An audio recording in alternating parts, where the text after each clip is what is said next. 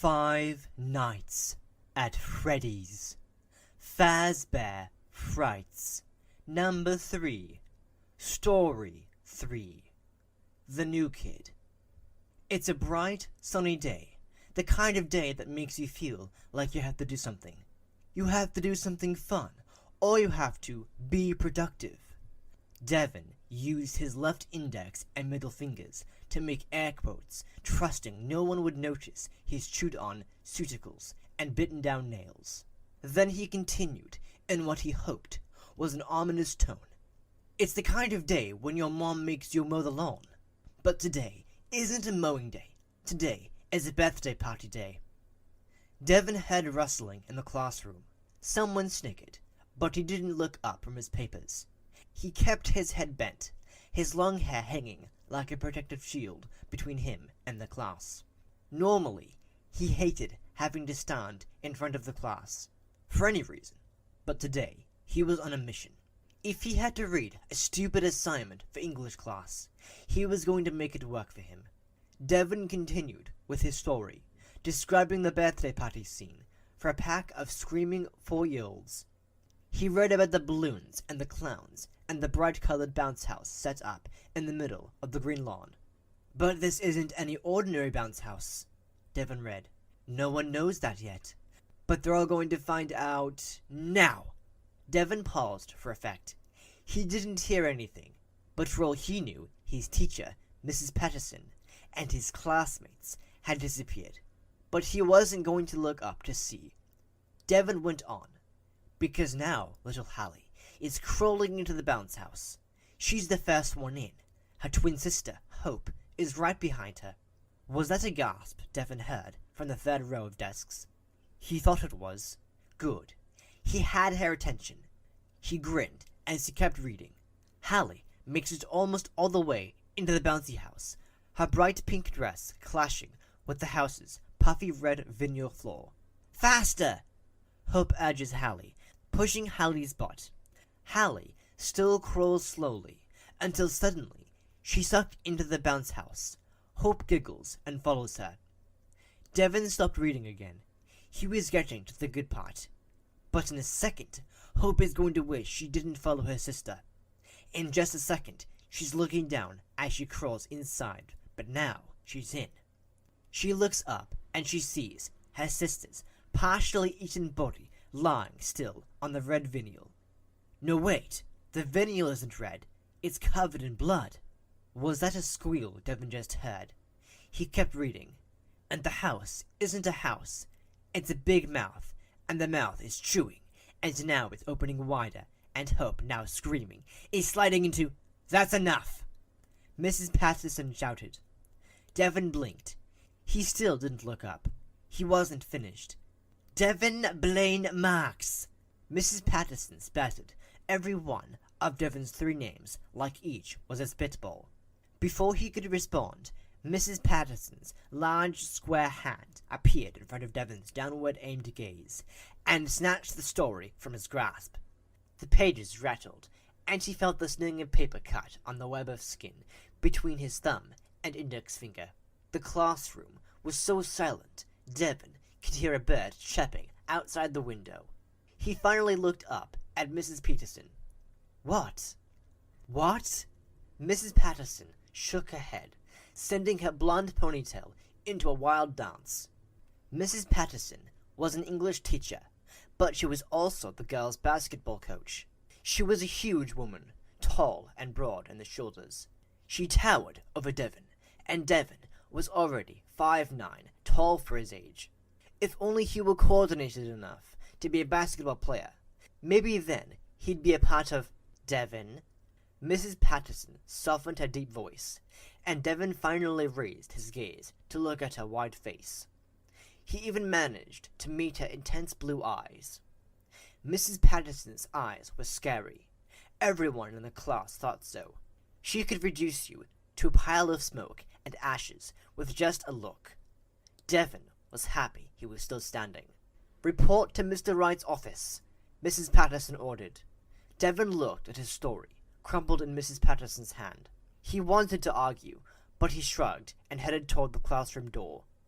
Heather sat in the second seat from the door, in the third row. As he passed that row, he met her gaze. Had it worked? Heather was looking right at him. Looking right at him. Yes! Heather Anders, one of the most popular girls in his class, and by far the prettiest, had never, not one single time, ever looked at Devon. As far as Heather, and pretty much all of the 9th grade class was concerned, Devon didn't exist. Or if she had noticed he existed, he was nothing more than part of the scenery, like a blackboard or a chair. If it wasn't for Devon's best and only friend, Mick, and his well-meaning but very annoying mom, Devon would wonder if he did, in fact, exist. Sometimes he wasn't so sure, but today he existed, and Heather saw him. Triumphant, he grinned at her and gave her a thumbs up as he sauntered toward the classroom door. Heather rolled her eyes and said, "Geez, Devon, that was sick." Devon grinned wider and stood tall as he nodded at her, and then strode out of the classroom like he was heading to an important meeting instead of to the principal's office. He'd done it. Even though Heather never noticed Devon, he'd made a careful study of Heather. He watched her. He listened to her. He wanted to know everything about her. The previous week, while Mick was going on about his latest superhero obsession, Devon was listening to Heather talk to her girlfriends. She was complaining about her 4-year-old twin sisters, Hallie and Hope. "They drive me crazy," she told Valerie, her best friend. "I mean, seriously bonkers. I'm always having to babysit them, and I hate it. They're always getting into trouble, breaking something or whatever, and then I get in trouble. I hate them." That same day, Mrs. Patterson handed out the assignment to write an original short story. That's when Devon saw his chance. He saw it. He took it. And he'd made the most of it. Who cared if it cost him a trip to the principal's office?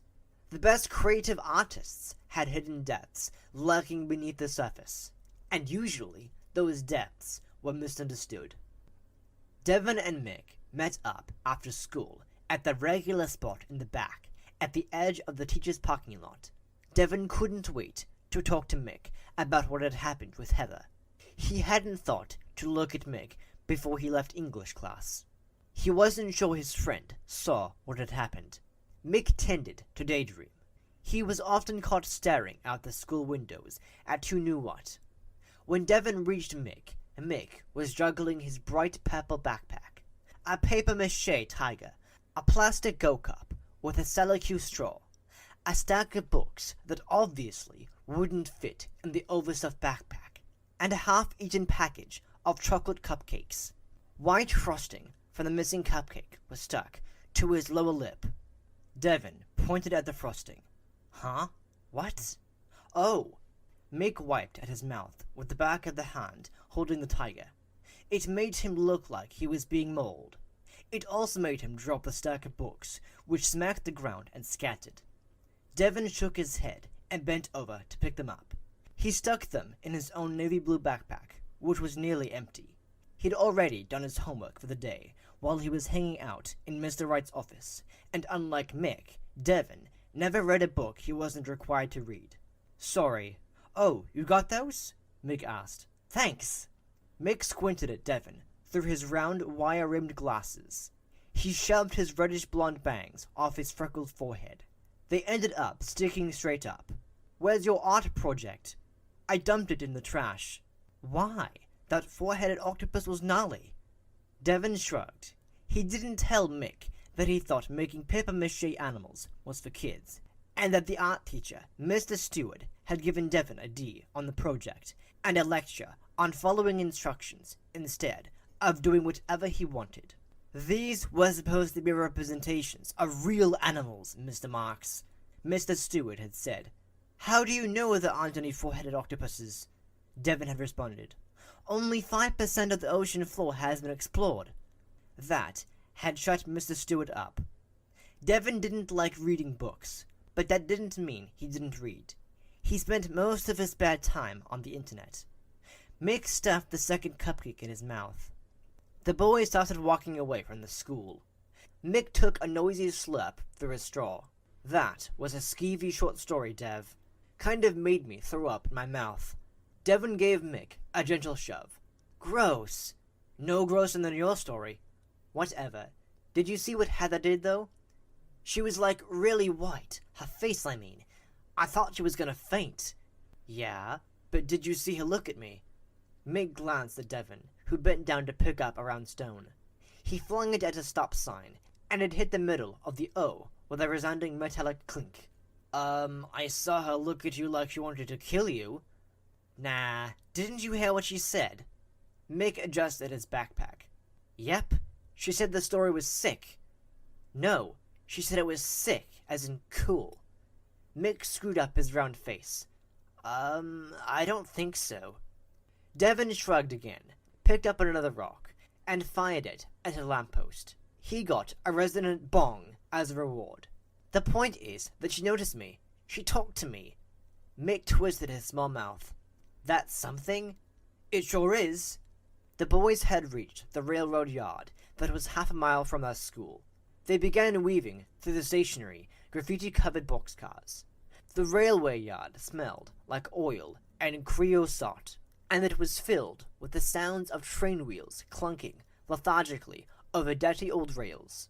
At the far side of the yard, the boys ducked into the woods that stretched for miles to the north beyond the railroad yard, and from several miles east of the yard to the back of the neighborhood to the west. The woods were thick with huge fir and hemlock trees that stood so closely together in places that they blocked out the sun, creating perpetual dusk.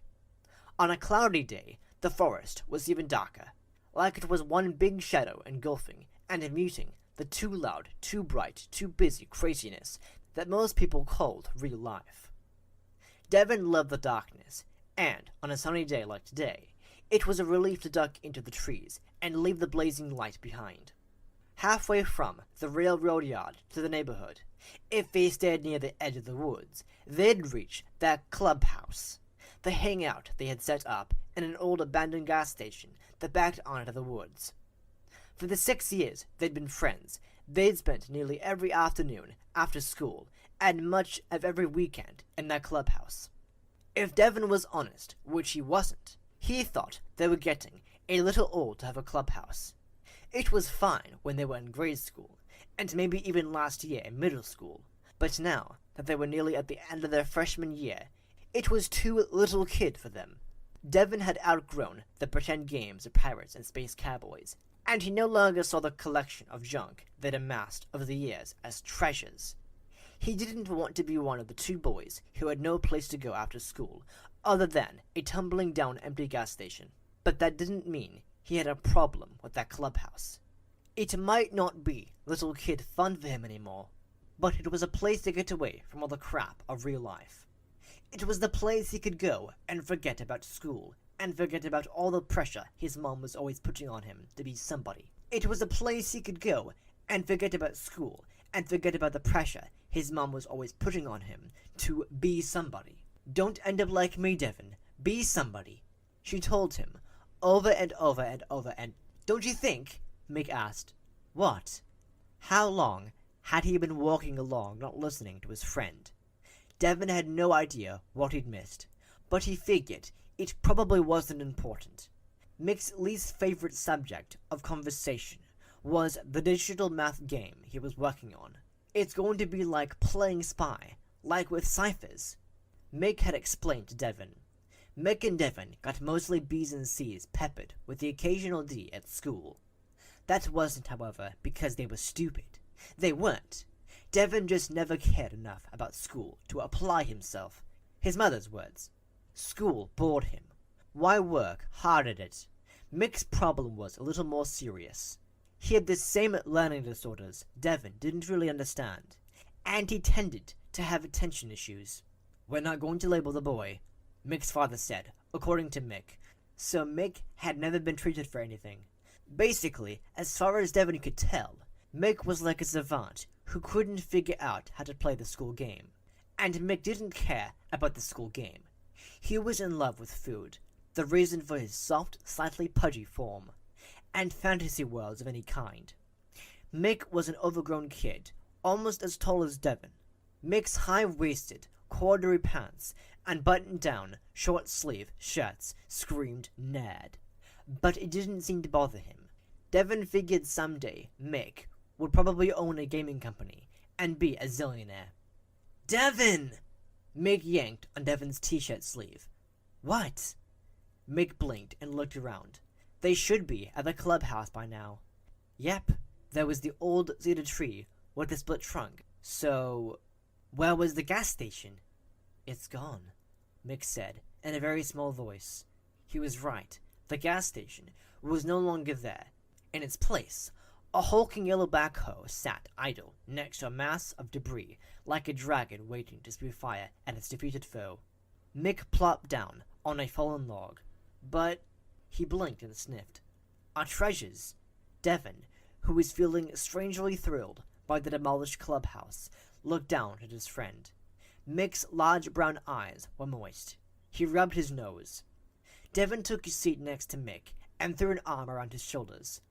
"Hey, it's okay." "But it's not! Look!" "Yeah, I'm looking." "All our treasures," Mick repeated. "Yeah, but we can find more." Not that Devon wanted to, but Mick didn't need to know that. "But we have no clubhouse now." Devon gave Mick a half hug, glad no one could see them. "I'll find us something." "You think so?" "Sure. And in the meantime, we have the forest." He waved an arm behind them. "Well, yeah, that'll work on days like today, but—" "Leave it to me," Devon said. "For now, let's just hang out here.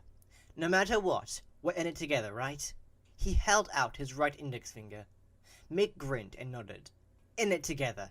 He extended his right index finger and linked it with Devon's. They both pulled hard and then released. Devon shrugged out of his backpack and unzipped the outer pocket. "I saved the chocolate chip cookie for my lunch. It's yours if you want it." Mick brightened. "Really? Far out!" Devon inwardly rolled his eyes. He was used to Mick's habit of using out-of-date or even made-up slang, but that didn't mean he always liked it. While Mick munched on the cookie, Devon said, "I think today's a big day. Maybe that," he waved at the pile of destroyed gas station, "is a sign that something new is coming. Something big. I mean, after all, Heather talked to me today. All I have to do now is build on that and figure out other ways to get her attention." Mick stopped chewing. He brushed cookie crumbs off his chin. I'm not sure getting her attention is necessarily a good thing. There are different kinds of attention, right?" Devon shrugged. Whatever. Devon was happy with how his plan unfolded today. He wasn't going to let Mick talk him off his high. "Hey," he said, "why don't we go poke around that pile and see if we can find some of our stuff?" Mick, who had just finished the cookie, grinned. Mrs. Patterson seemed to be bearing a grudge about Devon's story. Instead of ignoring him like normal, she glared at him as he took his usual place in the back of the room next to Mick. Heather wasn't here yet. As soon as Devon sat down, Mick leaned over and poked him in the arm. "Hey Dev, you need to meet Kelsey." Mick leaned back and pointed at a new kid sitting on Mick's left. "Kelsey, this is Devon. Dev, this is Kelsey." "Hey," Kelsey said. He flashed Devon what looked like a genuine friendly smile. "Really?" Devon had spotted Kelly earlier that morning. He'd been hanging out near the stairs, watching the other kids. Both then and now, Devon thought Kelsey didn't look like the kind of kid who would be friendly with Mick and Devon. Although Devon didn't dress with nerdy abandon like Mick did, he in no way resembled a normal kid. Too skinny for his height, Devon knew he had a lot of things working against him. His teeth were super crooked, and his mom couldn't afford to get him braces. His ears were too big. Even though he wore his dark hair long and as messy as possible, the ears still wanted to stick out. His neck was too long, and his dark eyes were way too small and way too close together. When he was in grade school, one of the school bullies called him Birdman. His mom liked to say he was a dormant swan. Yeah, whatever. But here was this new kid, this very good-looking. Devon knew what girls looked for in boys. New kid, smiling at Devon, as if Devon was someone worth smiling at. Devon had seen Kelsey smile at lots of kids the same way when he was on the stairs. Kelsey's smile made Devon feel ridiculously good. "Kelsey just moved here," Mick said. Devon resisted the urge to say, "Duh." "His dad's a contractor," Mick continued. "He's here to head up that hotel office complex my dad bid on and didn't get." His grin and bright eyes made it clear he didn't intend any spite in these words. Even so, Devon noticed Kelsey's smile faltered for a second. Devon had no idea what to say to that, so he just said, "Okay." It was bad enough that Mick had just mentioned his often out-of-work dad, who liked to grouse about how other electricians were always outbidding him. But Devon hoped this conversation wasn't going to end up with him having to say what his mom did. She was a house cleaner. She didn't even have her own house cleaning business. She worked for someone else. She barely made enough money for them to live on. But she seemed to think he should be proud that they were making it. He wasn't. "I invited Kelsey to sit with us at lunch," Mick said. "Sure," Devon said, not at all sure Kelsey would actually want to sit with them. Kelsey grinned. "I appreciate the invite." Devon raised an eyebrow and scanned Kelsey's wavy blonde hair, blue eyes, straight teeth, broad shoulders, cool ripped jeans, and faded black t-shirt. "Sure," he repeated. The disjointed sound of multiple conversations, the swish of clothes, the scraping of chairs, and the thudding of books on desks let Devon know the classroom was filling up. He got a whiff of Heather's lemony scent, and he swiveled in his seat to stare at the sleek shine of her straight auburn hair. She was wearing a dark green shirt that went great with her hair. "Okay, cease and desist with the chaos," Mrs. Patterson said. "Let's begin." To Devon's shock, Kelsey did actually sit with Mick and him during lunch. It was another bright day, and everyone was outside, either clustered at the picnic tables set up near the entrance to the cafeteria, or lounging on the grass that stretched from the walkway in front of the school to the parking lot. Devon and Mick leaned against the base of the stone wall surrounding the flagposts. The stone was rough but warm. Devon was looking for Heather, and Mick was going on about how delicious peanut butter and honey sandwiches were, when Kelsey strolled over and dropped to a cross-legged position in front of them. Devon glanced up and around them to see if anyone was looking at this shocking social development. Several people were. A couple of the jocks called out, "Hey, Kelsey," as they strutted past. Kelsey smiled at them. "Hey, Kat. Hey, Brian." He also waved at a group of girls at the closest picnic table, and they waved back. Then he turned his attention to Mick and Devon. "I hear the food sucks here, so I brought my own lunch," he said. Mick waved around his delicious sandwich and said, in peanut butter mush mouth, "It's the best choice." Kelsey laughed. He actually laughed, not like as if he was laughing at Mick, but like he thought Mick was amusing. He opened a crumpled brown paper bag. "I like good old chicken salad," he said. "My mom makes great chicken salad." He gestured at Devon's sack. "What do you have?" Devon shrugged. "I am not actually hungry." He pushed his sack down into his backpack. The truth was, he had bologna on white bread. His mom bought both in bulk, and he hated both. He hated the taste, and he hated that they reminded him of grade school, when he thought bologna was the best thing in the world. He'd outgrown the food, but that budget hadn't kept up with his taste buds. Kelsey bit into his sandwich and looked around. "I like it here. I like the sun. See, Dev? Normal people like the sun." Mick nudged Devon with a foot and said to Kelsey, "Dev likes clouds. If I didn't know better, I'd think he was a vampire." Kelsey tilted his head and studied Devon for a couple seconds. For those 2 seconds, Devon had the weird feeling he was being evaluated. But then Kelsey laughed and leaned toward Devon. "Well, he doesn't sparkle in the sun like those movie vampires." He laughed again.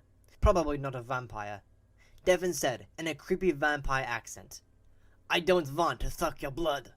"Hey, Kelsey," a girl's bell-like voice called out. Devon sat up straight. It was Heather. "Hi, Heather," Kelsey said. "You find that book I was telling you about?" She stood a few feet from them and beamed down at Kelsey. "I did. I'm going to start it tonight." She flicked a glance at Mick and Devon. "Oh, hi, Devon." The tone of Heather's voice when she said hi to Devon was totally different than the one she used for Kelsey. Devon noticed that, of course. Part of his brain told him that the sharp and heavy tones on each syllable of his name represented sarcasm. Part of his brain didn't care. It only cared that she said hi to him. "Hi, Heather." She wrinkled her nose at him, flashed a big smile at Kelsey, and walked away. "Pretty girl," Kelsey said softly, after Heather had moved off. He watched her for a few seconds, then scanned the rest of the students. His gaze rested now and then on someone before moving on. "Yeah," Mick said. "Devon thinks—" "Yes, she is," Devon interrupted. He turned and gave Mick a look that clearly said, "Shut up." Mick was sharp enough to quietly return to his sandwich. Kelsey started talking about the experiment they'd done in science class, and Devon tuned out. He watched Heather talking animatedly with her friends, while he half listened to Kelsey and Mick discuss chemical reagents. Was this what it was like to actually fit in?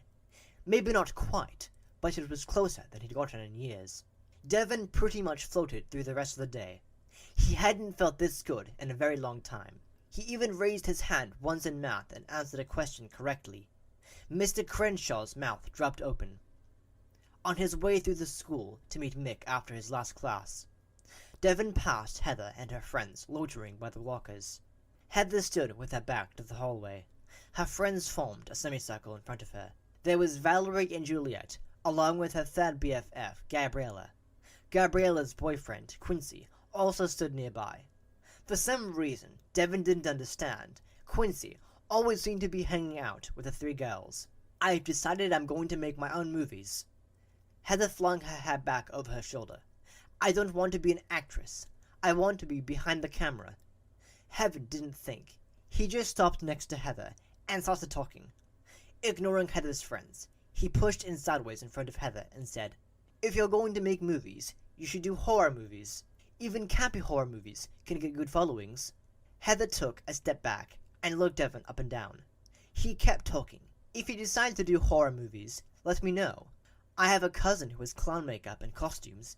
You could do a creepy clown story."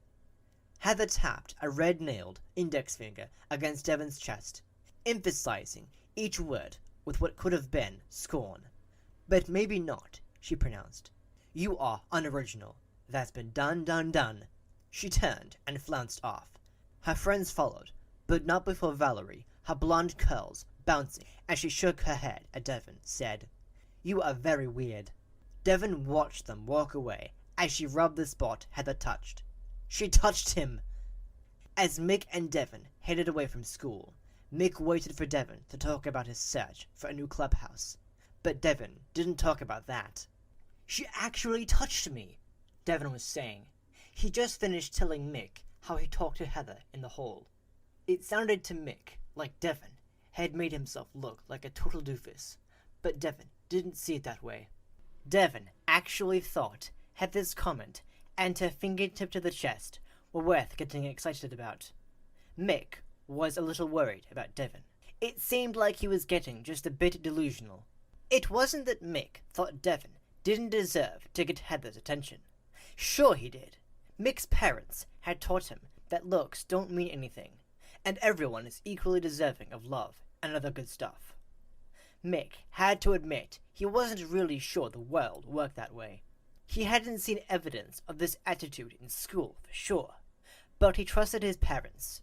A bee buzzed past Mick's nose, and he jumped back and waved his go-cup in front of his face.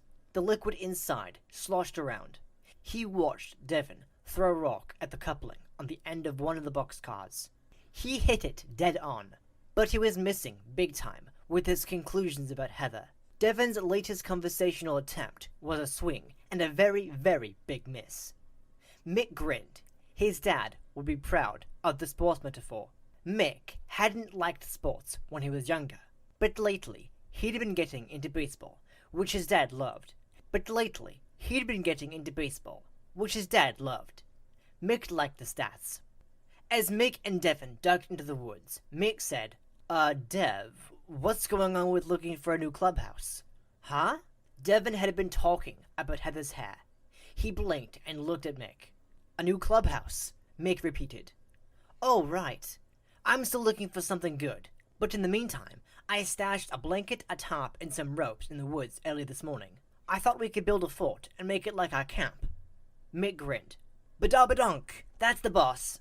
Mick noticed Devon sigh. He knew Devon didn't like his expressions, but he didn't care. They made Mick happy, and Mick liked to do whatever he could to be happy. He was pretty sure Devon thought Mick didn't care about fitting in at school. But Mick did care. He cared so much, it actually hurt him to think about how much everyone ignored them both. But the alternative, putting themselves out there and being rejected, was decidedly something Mick didn't want. He and Devon both used to deal with it in the same way, by ignoring everyone else and doing their own thing. Now Devon seemed to want to try to fit in, while Mick still wanted to try to stay in his fantasy world. The fantasy world felt good. The real world definitely did not. A few minutes later, they reached a small stand of hemlocks sheltering a couple of boulders. Devon went to one of the boulders and pulled out a blanket, a tarp, and some rope. Between the two of them, they managed to string out the tarp to form a lopsided and sagging roof, and they spread the blanket on the ground between the boulders. So let's brainstorm, Dev said when they'd settled, and Mick had offered him a barbecue potato chip from the bag he bought from the vending machine after school. Every day, his mom gave him money to get some kind of junk food from that machine. It was his reward for getting through another day. Some days he got something sugary, and when he did, he usually ate it immediately. Some days he got something salty, and he usually saved that to share with Devon. About the clubhouse, Mick asked. Is that what we're brainstorming? Devon crunched a chip and said, What? No. About Heather and how I can get in with her more. Dude, I'm still not sure you're getting in with her yet. Devon ignored Mick. I need to find a way to impress her, he said. That's never a good idea, Mick said. What isn't? Doing something to try to impress someone. My mom says that's when boys make stupid mistakes. Devon flicked a rock at a fern growing at the base of one of the trees holding up that top. Well, who cares what your mom says? I do? Yeah, well, you shouldn't. How about we talk about the hike we're going to do on Saturday? Mick asked. Dad says if we go a couple miles farther north than we usually go, we'll find a pretty jiggy waterfall. Maybe we should scout out locations for her movies, Devon said. I could give her a list of good locations. That should make her happy. Apparently there's some kind of rare plant that grows next to the waterfall. Mick tried again. It would be cool beans to find it. Why would Heather want beans? Devon said. Mick laughed, but then he realized Devon was serious. He hadn't been listening to anything Mick said. Mick sighed. It was like Devon had been put under a witch's spell. Mick wondered how he could break it. To Devon's amazement, Kelsey met Devon and Mick for lunch again the next day. He even brought his new friends chicken salad sandwiches. I thought you'd like to try them, Kelsey said. Mom makes her own bread too. It's pretty awesome. Today, the weather was more to Devon's liking. So many cloud tufts clustered overhead, they blocked out most of the sun. Hey, Kelsey said, jerking his thumb toward the sky. Your kind of weather. He remembered that? Devon smiled. Yeah. Devon had watched Kelsey in the two classes they shared. It seemed like Kelsey was making friends with every kid in the class. How did he do that? Was it just because he was good-looking? Was it the clothes? Today, he wore baggy black pants with a grey t-shirt. He had a black and red plaid shirt tied at his waist. Devon had never cared about clothes enough to know what was right and what was wrong to wear. There was no reason to care. His mom could afford to get him 2 pairs of jeans and a bunch of t-shirts every year. That limited his fashion choices. So do you know all the cloud types? Kelsey asked. We learned them in school last year, and the only one I remember is stratus. What are those? He gestured overhead. Cumulus, Devon said, without thinking. Maybe that was it. Kelsey talked to you like he actually cared about what you were into. Did he really care, or was it an act? Devon narrowed his eyes and studied Kelsey, as Kelsey asked Mick about Mick's superhero watch. I saw that latest movie, Kelsey said. It was dope. Kelsey was starting to get on Devon's nerves. Wait a minute. What? Why? Devon frowned. Why was Kelsey bugging him? He should be glad the new kid was hanging with them. He was glad, but he was annoyed too. It just came so easily to Kelsey. Too easily. It wasn't fair. Devon snorted. Mick and Kelsey looked at him. What? Mick said. Oh, sorry. Just had a stupid thought. Not important. Kelsey cocked his head and looked at Devon so hard it felt like Kelsey was looking into his soul. Then Kelsey grinned and nodded as if he understood exactly. But how could he? Don't you just hate it when your brain goes and comes up with stupid thoughts? Mine does that all the time, Kelsey said. It's like it has a mind of its own. He laughed. Mick laughed too. Brain has a mind of its own. That's a good one. Devon forced a chuckle. Yeah, haha. He actually had been laughing at himself because he sounded like a baby when he thought it wasn't fair. As if, by now, he of all people should know life wasn't fair. What do you guys do after school? Kelsey asked. I've been looking into what's available and haven't decided what to get into yet. Devon didn't want to answer that question. He and Mick weren't involved in any sports or clubs, except their club of two. They had nothing. Mick wasn't intimidated by the question.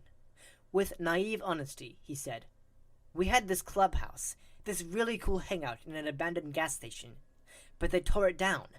Dev said he's going to look for a new place for us.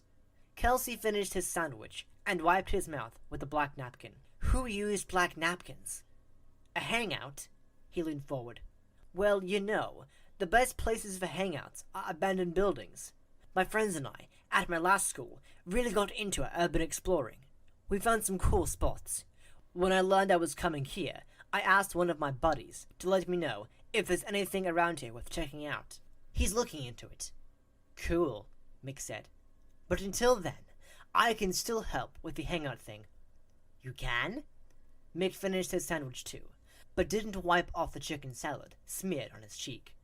Kelsey pointed at it, and without making fun, he said, You got a little smudge there. Oh, thanks. Mick wiped his face with the back of his hand. Kelsey smiled. My parents bought this huge old farmhouse right outside of town. Mom says it's historical or something. I don't care about that, but I do like that there's this big old workshop behind the house. It's a mess, like sagging and starting to fall apart. And it needs paint and a new roof and stuff. Dad's building a home office and a shop on the other side of the house. So he said I could have the workshop for a hangout place, for parties and whatever, if I fix it up. Want to help me? Dad said he'd buy all the supplies. I just have to do the work. He's taught me, so I know how to build things. But it's more fun with friends. We could redo the workshop and make it our hangout. Did he really just say it's more fun with friends? Devon was tempted to stab Kelsey and see if he was a robot. Kids just didn't say stuff like that. Mick didn't seem to have a problem with it. He was practically bouncing. That's the bee's knees! Kelsey laughed. Glad you think so. He grinned at Devon. How about you? Knees, Devon said, as dryly as possible. But he smiled. That does sound pretty great. And it did. Even though he resented how easily Kelsey was sliding into their class. He had to admit, it would be awesome if being friends with Kelsey got them a ticket to the inner circle. If they helped build the hangout and Kelsey had parties, they'd be invited. Great, Kelsey said. He pulled out his phone and sent a text. There's this old guy, George, a neighbor I've made friends with. I just texted him to see if he can take us to the building supply store after school tomorrow. He told me he could drive me whenever I needed it. A couple seconds later, Kelsey's phone played a guitar riff. He glanced at it. Yep, he's in. He glanced at his watch and stood. Mick and Devon stood too. It was time to get to class. Meet us tomorrow after school by the flagpoles, Kelsey said. Dad has a big twirly pickup truck with an extra cab. Plenty of room for us all. It's bright red. You won't be able to miss it. Capo, my man, Mick said, in a fake British accent. Kelsey laughed and offered Mick a fist to bump. Jolly good. He played along. He offered his fist to Devon, too. Devin bumped it and said, "See ya," as they went into the school. He noticed and ignored the flutter in his belly as he got his books from his locker. He was excited about Kelsey's offer, but he wasn't sure it was a good idea to get too revved up about it. Life had a way of disappointing him. Maybe things were going to turn around, though. As Heather switched past and gave him a chilly stare, he let himself believe in the possibility of change. Mick was so hyped up he could barely sit still. He hadn't been able to sleep the night before because he was too excited about helping Kelsey build the new clubhouse. Or, okay, hangout, clubhouse, hangout, whatever. His mom had noticed Mick had dark circles under his eyes when he got up, so she'd let him have a cup of coffee. Now he was on a caffeine high. He talked Devin's ear off on the way to school, and in every class, his leg bounced like a basketball dribbled by a pro. Whoa. That was another sports metaphor, and he didn't even like basketball. How about that? It was the third period of the day. They were in social studies, not his favorite class, but he didn't do it. As usual, Mick and Devin sat in the back of the classroom with the map-lined walls and the stern Mr. Gentry looming over the kids in the front row. Mick noticed Kelsey was at the end of the third row, sitting next to a couple of football players. Kelsey was leaning back in his chair sideways, so he was looking at the kids on the left side of the room instead of at Mr. Gentry up front. Mick watched as Kelsey's gaze landed on Devin and Mick. Kelsey gave them a little half-smile and nodded. "Today," Mr. Gentry said, "we're talking about justice." He peered over his black, thick-rimmed reading glasses, which generally hung on the end of his beaky nose. Mick thought Mr. Gentry looked a little like an eagle. He had white hair, and he usually wore brown. He had close-set eyes like Devin did. And then there was that nose. "What is justice?" Mr. Gentry asked. No one raised their hands. I know a rhetorical question when I hear one, Mick thought. Every culture has its own concept of justice, Mr. Gentry continued. This concept is generally derived from many fields of study. Our system of justice, for example, comes from ethics, rational thought, the law, religion, and just general ideas about fairness. Underlying all that, though, is usually some kind of gut feeling. Justice is, in most cases, intuitive. We know it when we feel it. He looked out over the class. So what does justice mean to you? This wasn't a rhetorical question. Mick didn't even think about raising his hand, though. Raising his hand in class would require that he have a brain transplant, or maybe get possessed, or be infected by an alien symbiont. Kelsey raised his hand and said, Justice balances the scales. What does that mean? Mr. Gentry asked. It removes the downside, so the downside can't outweigh the upside. Interesting perspective, Mr. Gentry said. Heather raised her hand. Mick frowned. Heather. What was it about Heather that fascinated Devin so much? Sure, she was pretty, but she seemed pretty shallow to Mick. And she wasn't that pretty. There were much prettier girls in the class. He thought Devin was a little crazy about Heather, though Devin seemed a little scrambled in general. Mick was beginning to think maybe Devin had picked up a symbiont. There was something in his eyes, something not quite right. I think justice is payback, Heather said. Payback, Mr. Gentry repeated. Yeah, Heather said. Like someone disses you, so you have to diss them back. Payback seems a little vague, Mr. Gentry said. Perhaps it's too open to interpretation. What if payback goes too far? Heather shrugged. Accidents happen. She laughed, and the class laughed with her. Devin laughed the loudest. Mick noticed Kelsey wasn't laughing. Mick wasn't laughing either. A shiver slithered down his spine. Devin didn't think the day would ever end. Every class was slow and boring, with social studies winning the prize. Except for Heather's hilarious accidents happen comment. The rest of the class had been drier than his mother's roast chicken, which was so dry it was hard to believe the bird had ever been alive at all. But finally, the day was over, and he and Mick were headed to the front of the school to meet Kelsey. The front of the school. How awesome was that? No more sneaking out the back to a clubhouse for losers. Mick trotted up to Devon just inside the main doors of the school. Kids jostled past them, running for buses. For once, Devon didn't find the Friday afternoon buzz in the air annoying. He felt the buzz too, like little electrical eels skimming over his skin. He'd noticed that Mick had been acting like he was plugged into a light socket all day. He was jittery and spastic, but Devon understood. He also felt strangely happy about everything. For once, he was enjoying the yellow walls in the school hall, which most of the time reminded him of uncooked egg yolk and made him want to gag. He wasn't minding all the school odors, the chemical smell of the carpet, the dusty smell of chalk, the sweat, the bubble gum, the garlic breath from that day's school lunch. Instead of feeling foreign, it felt familiar. "Are you ready?" Mick asked, plucking at Devon's sleeve. Devon grinned. "Ready." They pushed their way through the double glass doors and both scanned the driveway for a bright red dually truck. Kelsey had been right. They couldn't miss it. They headed toward it and met up with Kelsey as he trotted over from the gym. "You're here."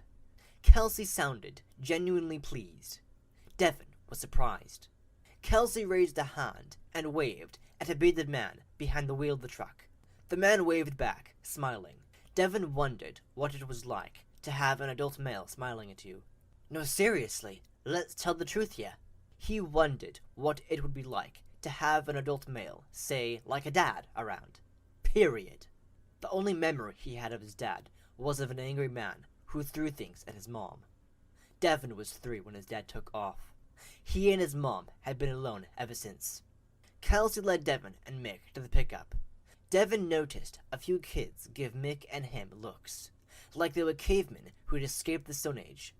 A paper airplane sailed by Devon's head, barely missing his nose. He didn't bother to turn and see where it came from. He kept his gaze on the massive red pickup truck.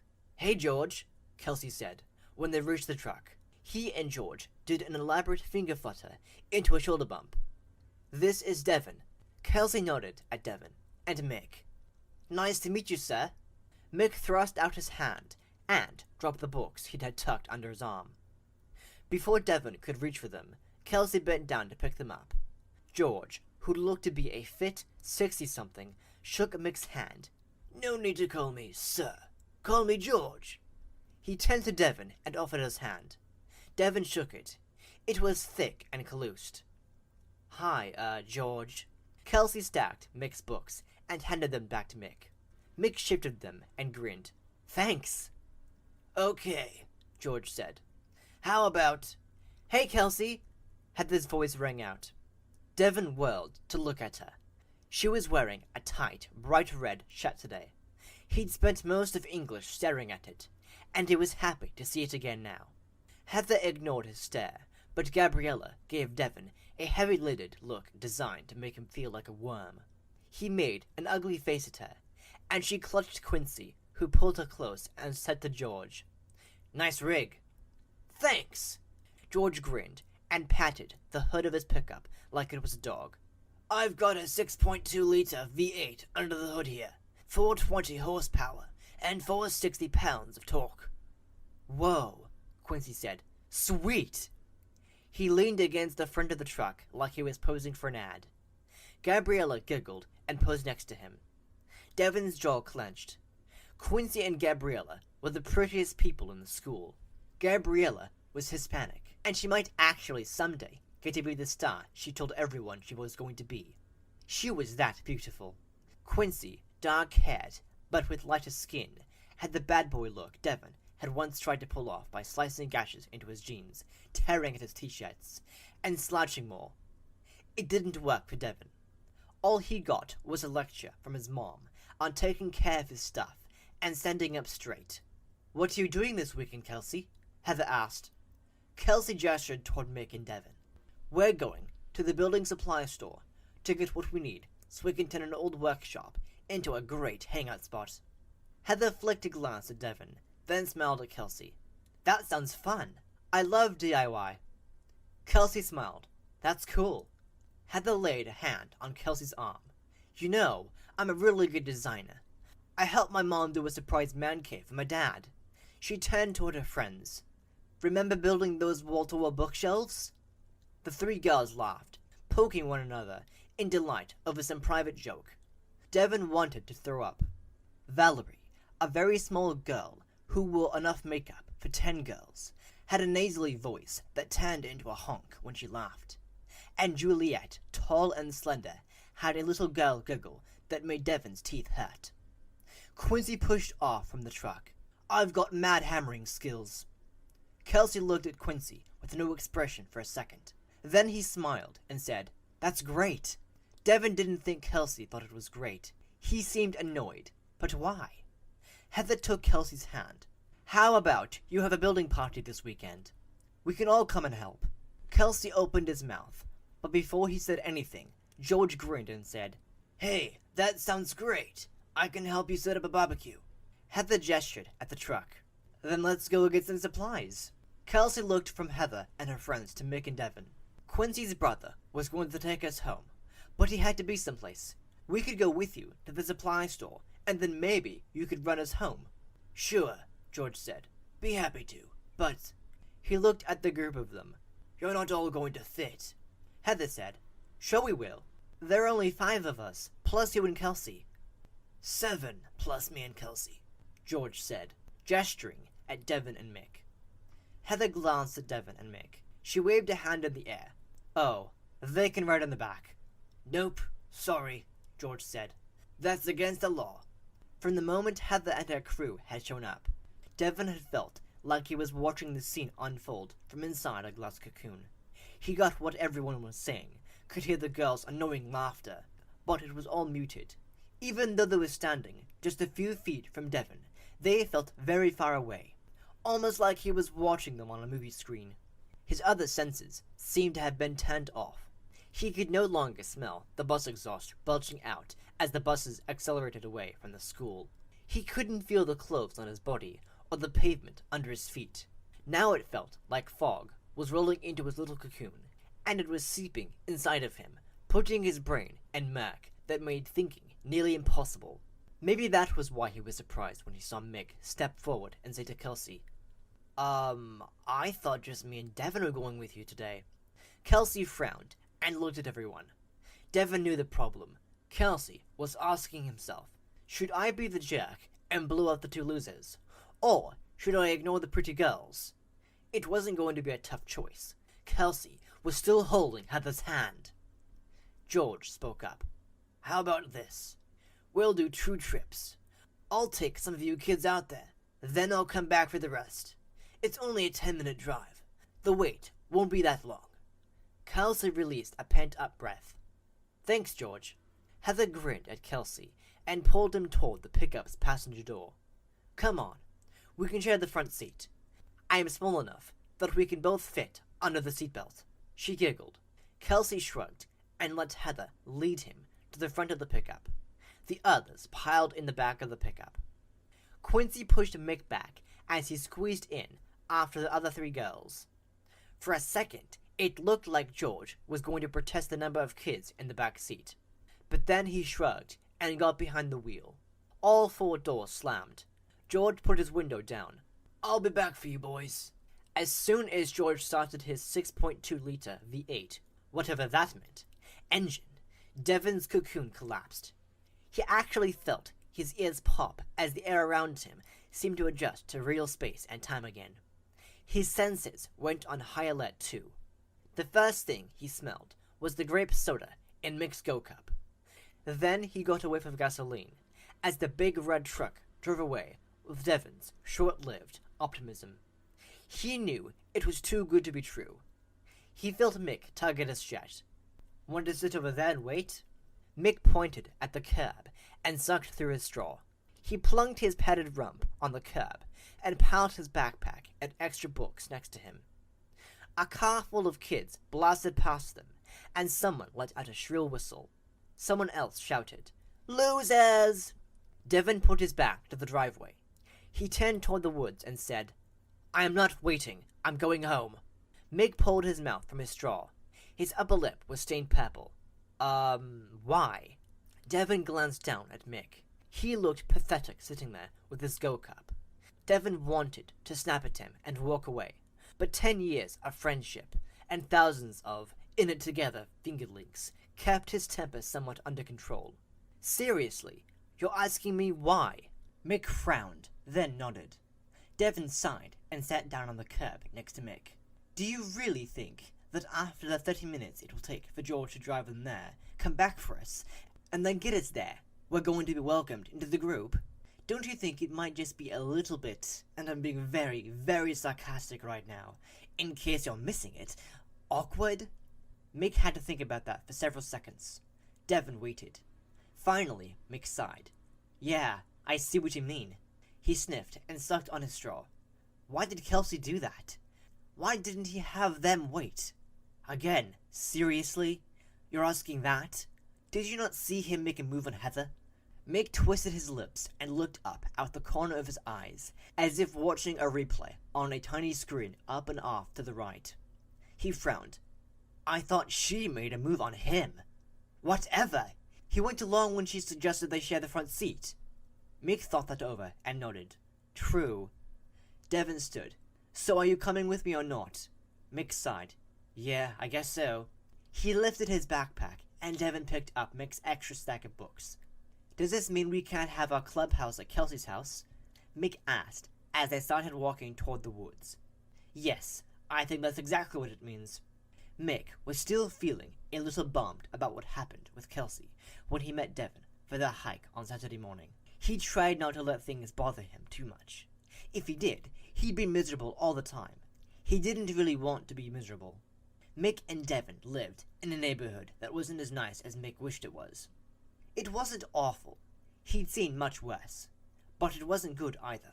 Left over from when the town was owned by the logging company. The houses in their neighborhood were small, old, and pretty much identical, except for the cars and junk that sat next to them. When Mick and his parents moved into their house, they told Mick it was just temporary. He wouldn't have to share his room with his little sister forever. But he was still sharing his room with his little sister, Debbie, something that was bearable only because Debbie, who liked to sew, made a curtain to divide that tiny room. That and the fact that they both had earphones and mostly spent that time reading or on their computers kept them from wanting to kill each other. Sometimes Mick envied Devin because Devin had his own room, but then he remembered Devin didn't have a dad, not even a lazy dad, who never made enough money. At least Mick had a dad, and his dad loved him. That was better than his own room, he guessed. Mick, his backpack filled with junk food, snacks, sodas, water, his little camera, and extra sunscreen, trotted up the cracked and dusty walk to Devin's faded blue front door. All the houses in the neighborhood had gray siding and blue front doors. Some were brighter than others. Mick was almost afraid to knock on the door. What if Devin wasn't there? The way Devin had been acting the night before made Mick wonder. Devin was becoming less and less of the friend Mick was used to. It was like something was nibbling on Devin from the inside. It was eating up his smiles and, well, his personality. Mick blinked when the blue door opened. "Hi, Mrs. Marks," he said to the tall, skinny woman with the short, mussed-dark hair. Mrs. Marks wore a pale yellow uniform shirt with dark blue uniform pants. Her brown eyes had circles under them, and her thin lips were pressed together. When she saw Mick, she managed a half-smile. "He's almost ready, Mick." Devin appeared behind his mom. Mick noticed the house smelled like oatmeal and lemons. "You boys have fun today," Mrs. Marks said. Devin lifted his backpack and grinned. "We will." Mick almost did a double take. Devin sounded downright enthusiastic about their hike. Was the old Devin back? If so, that would be coolio. The waterfall was where Mick's dad had promised it would be, and it was as jiggy as he'd promised. The boys found a big flat rock near the base of the falls, just far enough back to be out of spray range, but close enough to see the thrashing froth roiling around at the base of the falls. The falls weren't that tall, but they were wide and pretty powerful, probably because it was spring, and they were fed by winter snow runoff. Mick loved hearing the water roar as it plunged from the top of the bluff to the stone basin below. The falls were tucked into a stand of fir trees that enclosed the space around the falls. It felt like the boys were in a lush green cave in a distant land. It was pretty magical, Mick thought. He wouldn't have been surprised if squirrels and chipmunks came dancing out of the woods and broke into song. Of course, he knew that wasn't going to happen, but the falls made it seem possible. Devon's mood made it seem possible too. Devon had been pumped up all morning. He had this, what was it? Swag. It was swag. He was acting like he was all that. It was loony. Mick had to admit, though, that he liked this Devon better than the one that had been making him nervous over the last few days. Yes, Devon was still obsessing over that girl, Heather, but at least he was talking and smiling. Devon stood up and took a picture of the tallest fir tree beyond the falls. I'm thinking this would make a great location for a scene in one of Heather's movies, Devon said. Aha. Mick had no idea what to say when Devon talked about Heather. Pointing out that Heather clearly didn't like Devon didn't seem to do any good, so he was using his mom's NASAMLN technique. Nod and smile and make listening noises. Devon took a couple more pictures, and then he sat down and pulled a package of crackers with peanut butter out of his backpack. He nudged Mick. I have a surprise for you. Did you bring dessert? Mick had eaten his packaged cupcakes already, and he was still hungry. Devon laughed. No dessert. Sorry, but I did find this new clubhouse. Mick sat up straight. Really? Where?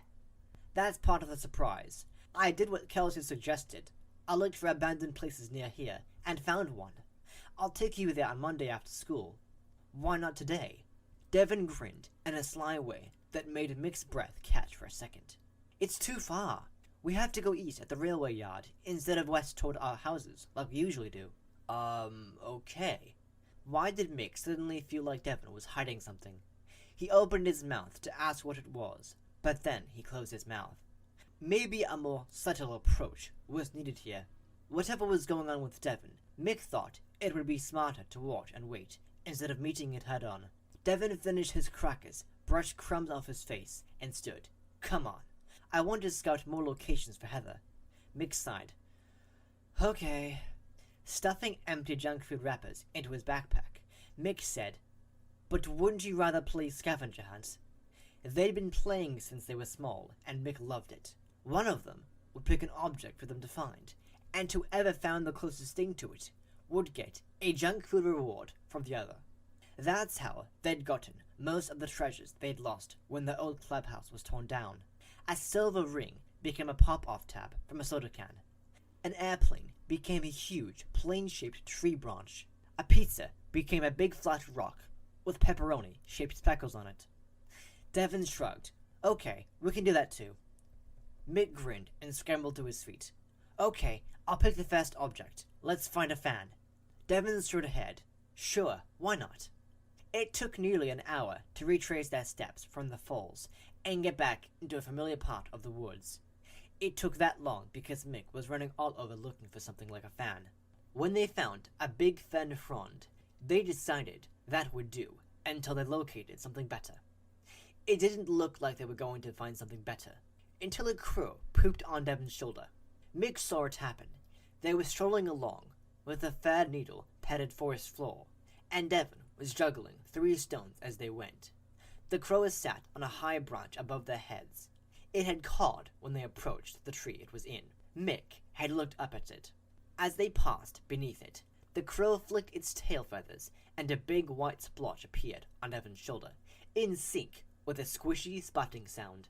Mick started to laugh, but then he inhaled sharply as Devon instantly let loose one of the stones he carried, sending it streaking like a missile toward the crow. The stone hit the crow with a stomach churning thwack, and the crow tumbled in what seemed like slow motion to the ground. It landed a few feet in front of them. While Mick tried to process what had just happened, Devon gestured at the clearly dead bird. If you want it, a wing can make a better fan, Devon said. Mick stared at the bird. The forest started to spin around him, and he stumbled back, bracing himself against the tree. You okay? Devon asked. Mick's mouth was so dry he couldn't speak. Devon started to stroll away, pulling off his shirt as he went. Mick dug a bottle of water from his backpack and took a big gulp. I don't need a better fan, Mick said when he found his voice, which didn't sound anything like normal. Devon shrugged. Can I have some of your water to clean my shirt?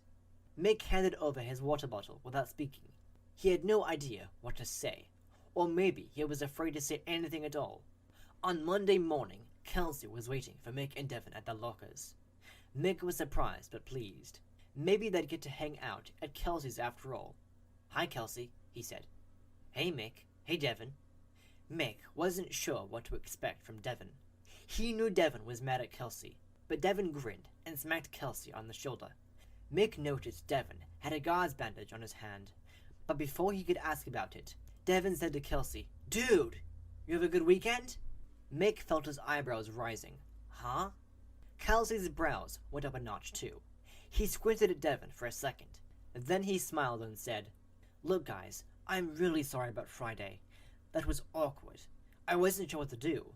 And then when George came back to get you, he said you went there. I didn't have your numbers to call you. Not a problem, Devon said. It was Ox, and it wasn't your fault. Ox? Mick had never heard Devon say that before. Kelsey blew out air. The tentative smile he'd worn since he approached them morphed into a full grin. I'm so relieved. I thought you guys would be mad at me. You'd have every right to be. Devon shook his head. Nah, it's 5 by 5. 5 by 5? Mick felt like he was listening to a defective Devon clone. Great! Kelsey nodded at several kids who rushed by and waved at him. Then he chuckled and said, We didn't make much progress on the hangout this weekend. Quincy and Gabriella flaked on me, and... Kelsey looked around. In all honesty, Heather and her other friends weren't much help, he winked. But I still don't mind having them around. You know, Devon gave Kelsey a close-lipped smile. Then he said, I know. Was that a muscle twitch at Devon's jawline? Before Mick could answer that question in his head, Devon leaned toward Kelsey. Listen, I found this place, this abandoned place, just like you were talking about. We could actually use that as a hangout instead of your place. Or we could just take some of the seriously cool salvage for your hangout. Reclaimed materials make for super creative spaces. This is better than a sci-fi movie, Mick thought. Make for super creative spaces? He stifled a laugh. Kelsey grinned. Really? You found an abandoned building? That's cool. I never heard back from my buddy. Are you suggesting we do some urban exploring? Exactly, Devon said. We can meet after school, out back. It's not far. We can walk to it. Okay. Kelsey gave Devon a fist bump and broke off to go to his first class. Devon glanced at Mick. Apparently seeing something in Mick's face, he said, What? Mick shook his head. Nothing. He still didn't think he should say anything about Devon's strange behavior. Devon wouldn't have been surprised if Kelsey hadn't shown up after school. He thought Kelsey might suspect something, but nope. Apparently he didn't, because he was already waiting behind the school with Mick when Devon let the thick metal door slam shut behind him. Good. So far so good. So where is this place? Kelsey asked, squinting into the relentlessly bright sun and strolling toward the other boys. It's kind of in the woods, about a mile east of the railway yard, Devon said, as the boys walked away from the school. How come we've never heard about it? Mick asked. We've both lived here since we were born, he said to Kelsey. Devon shrugged. Don't know. With Devon in the lead, the boys carefully picked their way through the railway yard, stepping across the rails behind a string of lumbering metal freight cars rolling along the tracks. On the far side of the yard, Devon led them into the woods, and they picked up a winding, uneven trail lined with rotting moss-covered logs and thick clusters of huckleberry bushes and salal shrubs.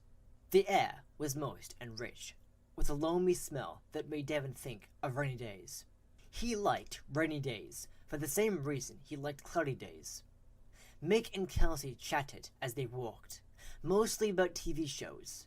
Mick was going on about a sci-fi show that followed an apocalyptic society in which people were killed for even the smallest mistakes. That sounds interesting, Kelsey said. Kind of up my alley, in an extreme way. What do you mean? Mick asked. Kelsey shrugged. Oh, I just mean I like legal shows. Courtroom dramas. I'm going to go to law school, so I can be a real judge someday. A real judge?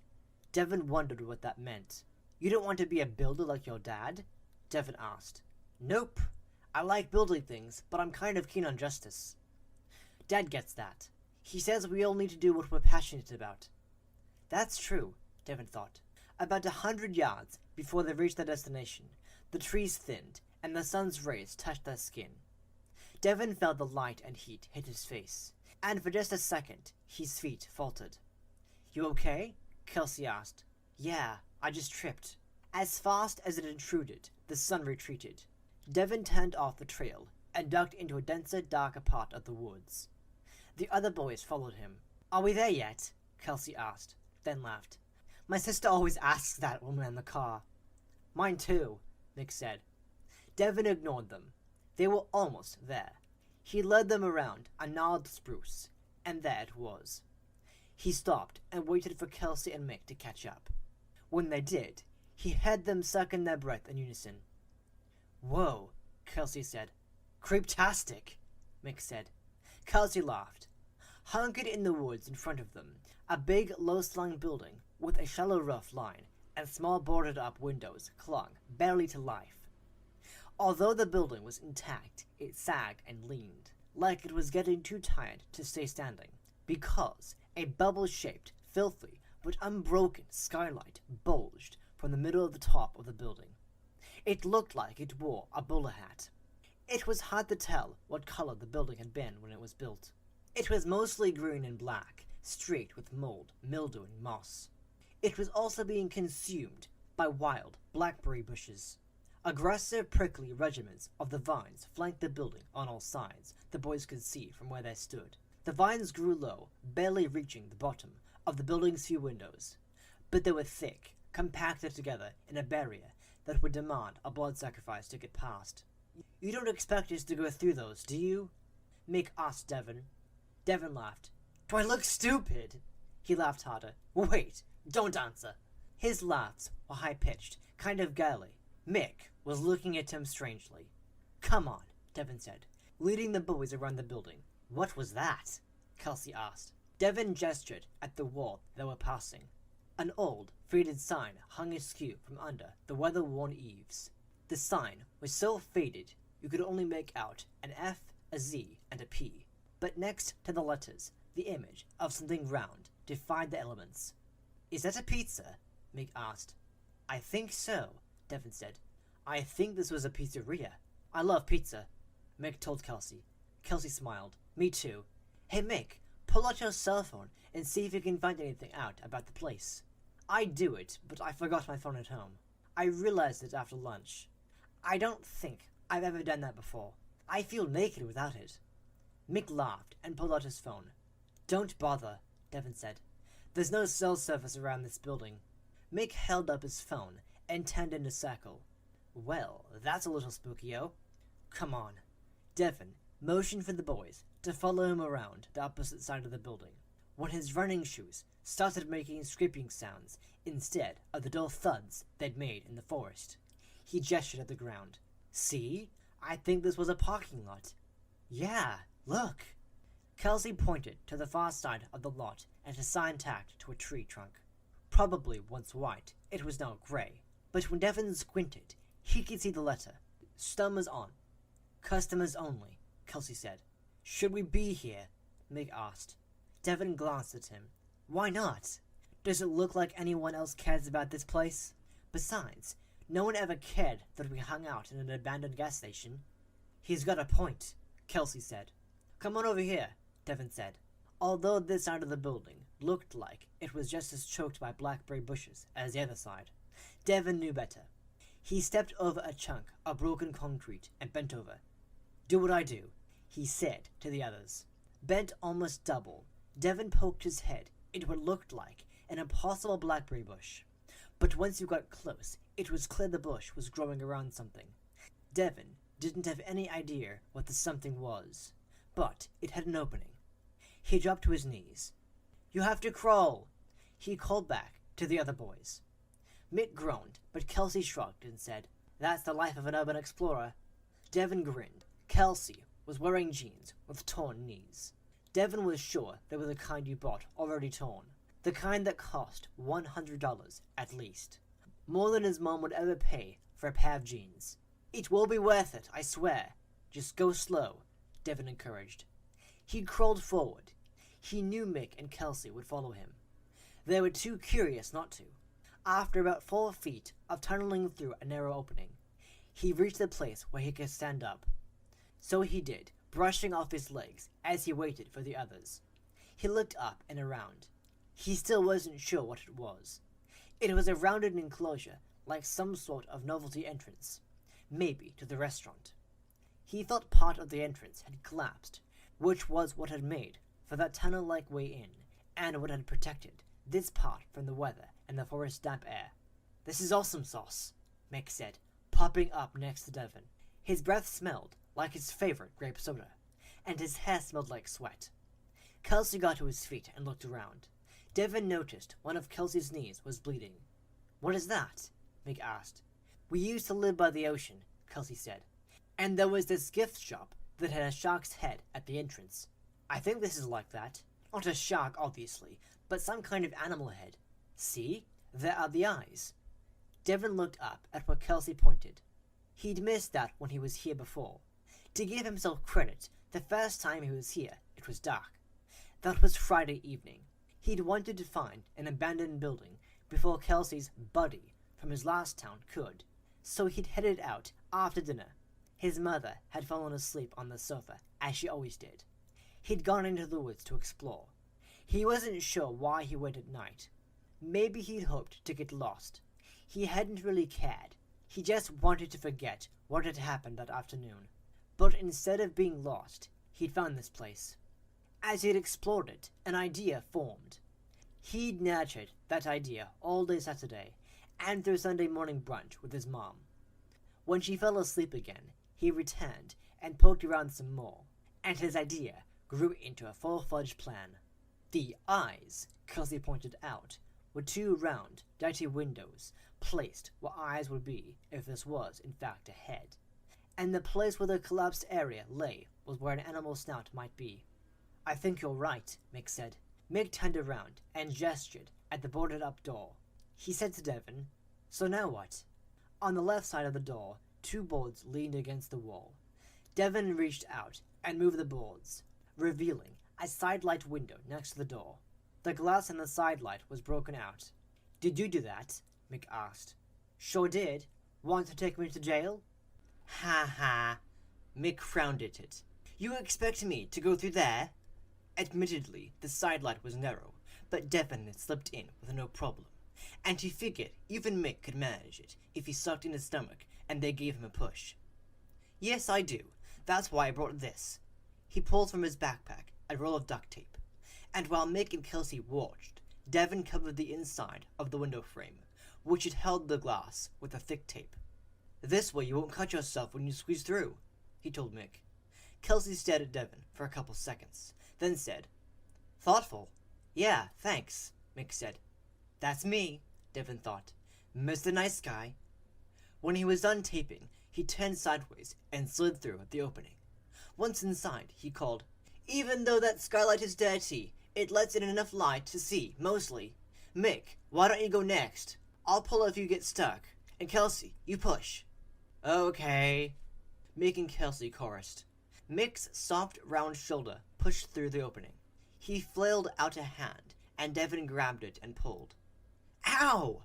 Mick protested, as he escaped the opening and stumbled to get his balance. Kelsey slithered through behind Mick. "You okay?" Mick rubbed his belly. "Yeah." They all looked around. "Coolfulness," Mick said. They stood in the middle of a huge square room lined with pictures of funky animal characters alternating with crazy and colorful geometric patterns. A domino-like stack of chairs sat against one wall, and another stack of tables lined the other wall. At one end of the room, a stage, its red velvet and fringed curtains pulled back, presided over the room. And on the stage, Creevy! Mick was rooted to the dirty red linoleum floor, his gaze latched onto the 3 figures on the stage. "What is that? A chicken?" Kelsey asked, gawking in the same direction. "I think so," Devin said. "Why does it have a cupcake?" Mick asked. "Maybe it's baking chicken," Kelsey said, and immediately guffawed. Devin couldn't help himself. He laughed. "Good one." Mick laughed too. "Yeah." His stomach growled. "I wish that was a real cupcake." "Come on." Kelsey walked toward the stage. Good. He was getting into it. Devin smiled. He and Mick followed Kelsey to the stage and looked at the figures closely. The figures seemed to be looking back at them, but of course that wasn't possible. Devin had to admit he was more comfortable being here today than he had been the day before. Yesterday, he'd been spooked. He only came back today because... "They're animatronic," Kelsey said. "Yeah," Devin said. "That's what I thought." "Animatronic? Like robots?" Mick asked. "Sort of," Kelsey said. "Animatronics can be powered in different ways. Sometimes they use mnemonics or hydraulics, sometimes electricity. Sometimes they're computer-driven." "How do you know all that?" Devin asked in spite of himself. "Dad worked on an amusement park resort project once. They had animatronic beds." "Why a chicken, a rabbit, and a bear?" Mick asked. "A chicken, a rabbit, and a bear walked into a pizza joint," Kelsey said, and all 3 boys laughed. Kelsey was a funny dude, Devin had to admit. Too bad he had to go and... Mick gasped. "Is that a hook?" To the left of the stage, a cave-like protrusion shrouded in a black heavy curtain announced itself to be Pirate's Cove. Devin hadn't looked behind that curtain. Something about that hook. "Come on," he said. "There's more to see." Like a short, musicless conga line, led by Devin's flashlight, the boys did a tour of the dirty pizza place. When Devin had first explored the pizzeria, he'd felt like he'd dropped into some kind of time warp. Although the interior of the building was damp and there was mildew in places on the ceiling and the walls, it didn't have the trashed look you'd expect in an abandoned building. It seemed like the restaurant had been closed and no one had been inside of it since. They found the kitchen stripped of its appliances and other equipment, but oddly, it had several jugs of distilled water lined up on the floor by one of the walls. A small office with an old, scratched metal desk also had a filing cabinet that was intriguingly locked. If Devin didn't have other plans, he'd want to break it open. Kelsey suggested it, but Devin said they'd get to that later. He led the other boys to a room with banks of control panels and ancient chunky computer screens. And then they visited a couple disgusting bathrooms with broken tile, cracked sinks, and exposed pipes. While they were in the bathroom, Devin was pretty sure he had something slithering through the holes. He didn't say anything. From the way the other boys' faces paled, he knew they had it too. They didn't mention it either, but they all quickly crowded through the bathroom door and ended up back in the narrow hall. "The best part is down here," Devin said, motioning the others to follow him. Devin's heart rate picked up speed. He could almost hear his adrenaline revving at the starting line. He suppressed a smile. Why did he think of that? He wasn't into cars. 6.2-liter V8, he sing-songed in his head. "Storage?" Mick asked. "This is what you want us to see?" Devin grinned. "Yeah, come on." He pushed the door to the storage room open, shined his flashlight into the room, and stepped back so he could see. It was like looking into some deranged person's closet. Headless animals hung on long rods that lined 2 walls of the room. Well, okay, not actually headless animals, but headless animal suits. The suits were dingy and dusty. Some were dark with mildew. They all looked stiff and ragged and ratty, with fur missing in places. On the opposite wall, 3 rows of shelves held animal heads, bears and rabbits and birds and dogs. Every head looked a little battered, like it had been used as a bowling ball or something. But the eyes were in place in all of them. They all stared straight ahead, like they were lined up for roll call. "Screepy," Mick said. Devin looked at Kelsey. Kelsey's eyes were bright. He started poking around in the cabinets that lined the walls on either side of the door. "Look at all this stuff," he said. He pointed at bins of nails, screws, brackets, wires, and what looked like metal joints. He whirled and grinned at Devon. "You're a genius, Devon. I think I can salvage one of those suits and maybe build our own animatronic character for my hangout." Devon couldn't help but notice the use of the word "my." Last week, Kelsey had said "our." A sound similar to rushing water filled his ears. He was pretty sure it was blood racing through his veins in excitement. "Look over here!"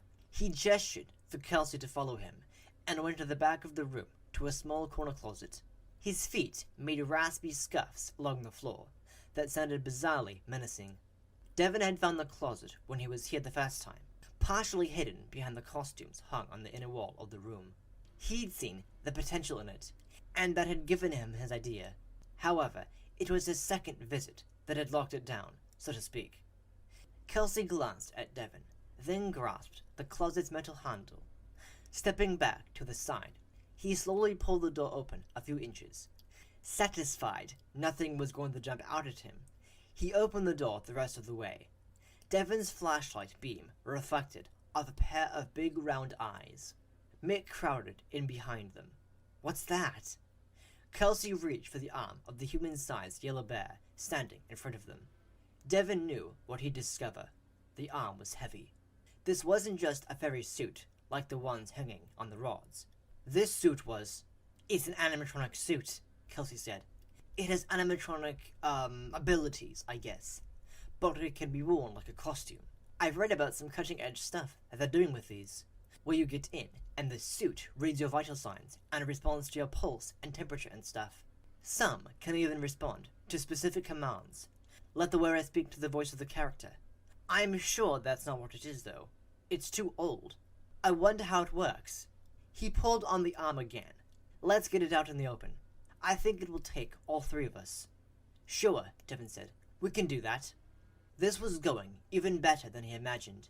He thought he was going to have to talk Kelsey into this, but it looked like he was going to do it all on his own. It was like it was meant to be. The three boys grunted with effort, Mick sneezing a few times when dust and tufts of the bear's fur came loose. Working together, they managed to get the bear suit out of the closet and over to the middle of the storage room floor.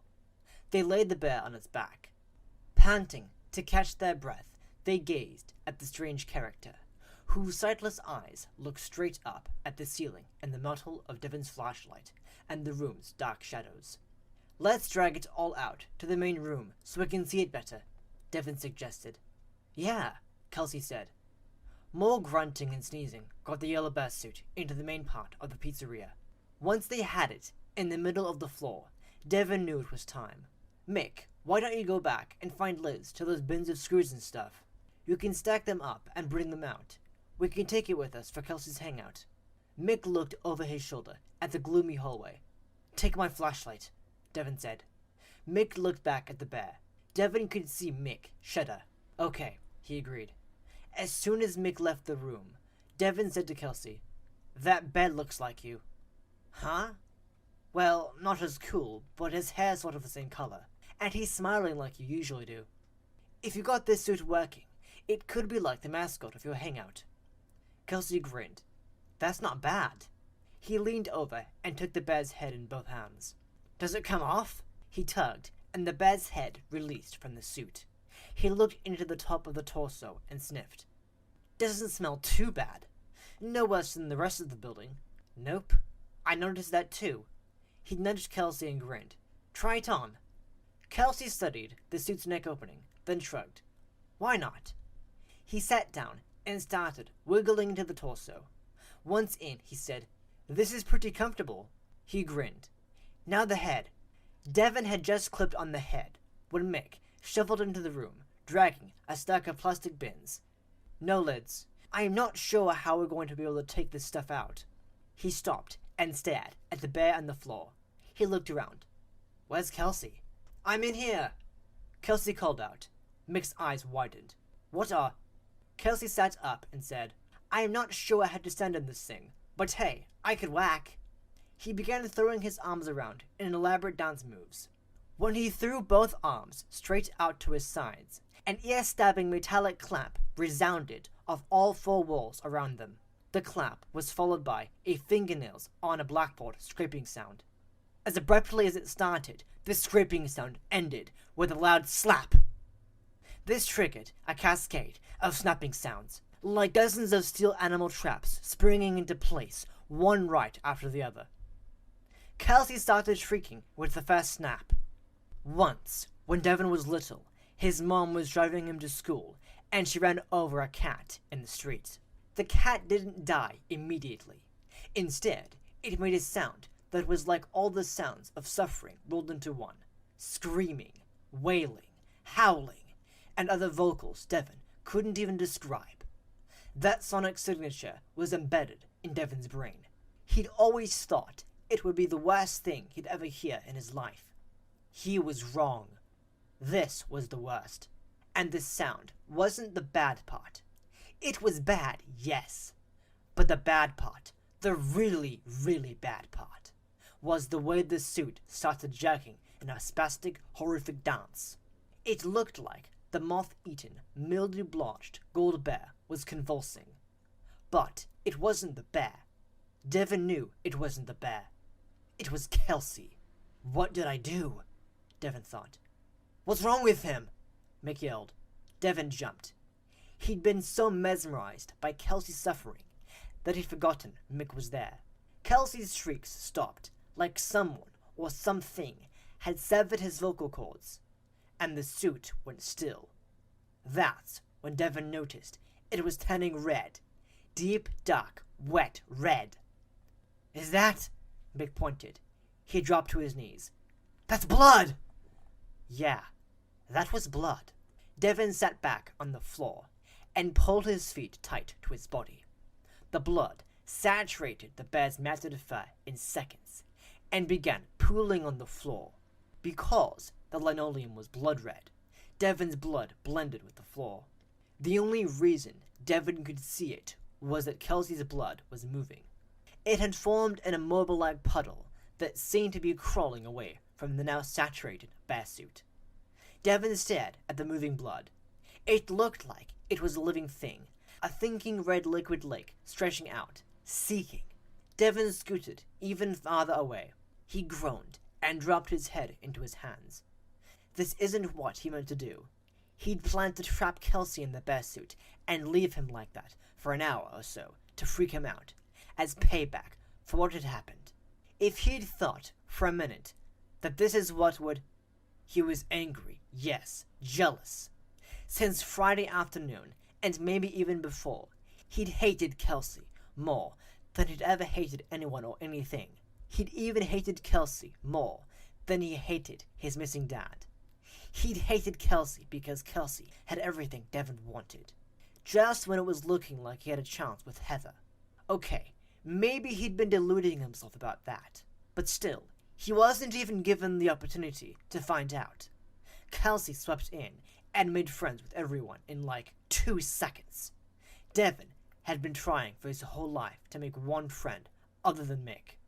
Kelsey had no right to have everything come so easily to him. But that didn't mean he deserved this. Devon brushed at the tears he didn't realize had formed in his eyes. Dev! He wiped his face and looked at Mick. Mick was sitting on the floor on the opposite side of the bleeding bear suit. Yeah, sure, bleeding bear suit. Devon was still deluding himself.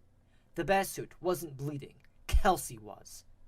Devon heard Mick hiccup, and he realized Mick was crying. His dirty face was streaked with tears, giving him a strangely tribal look, like he had vertical stripes of war paint on his cheeks. Poor kid, Devon thought. Mick wasn't mature enough to handle something like this. And Devon was. He barked a laugh.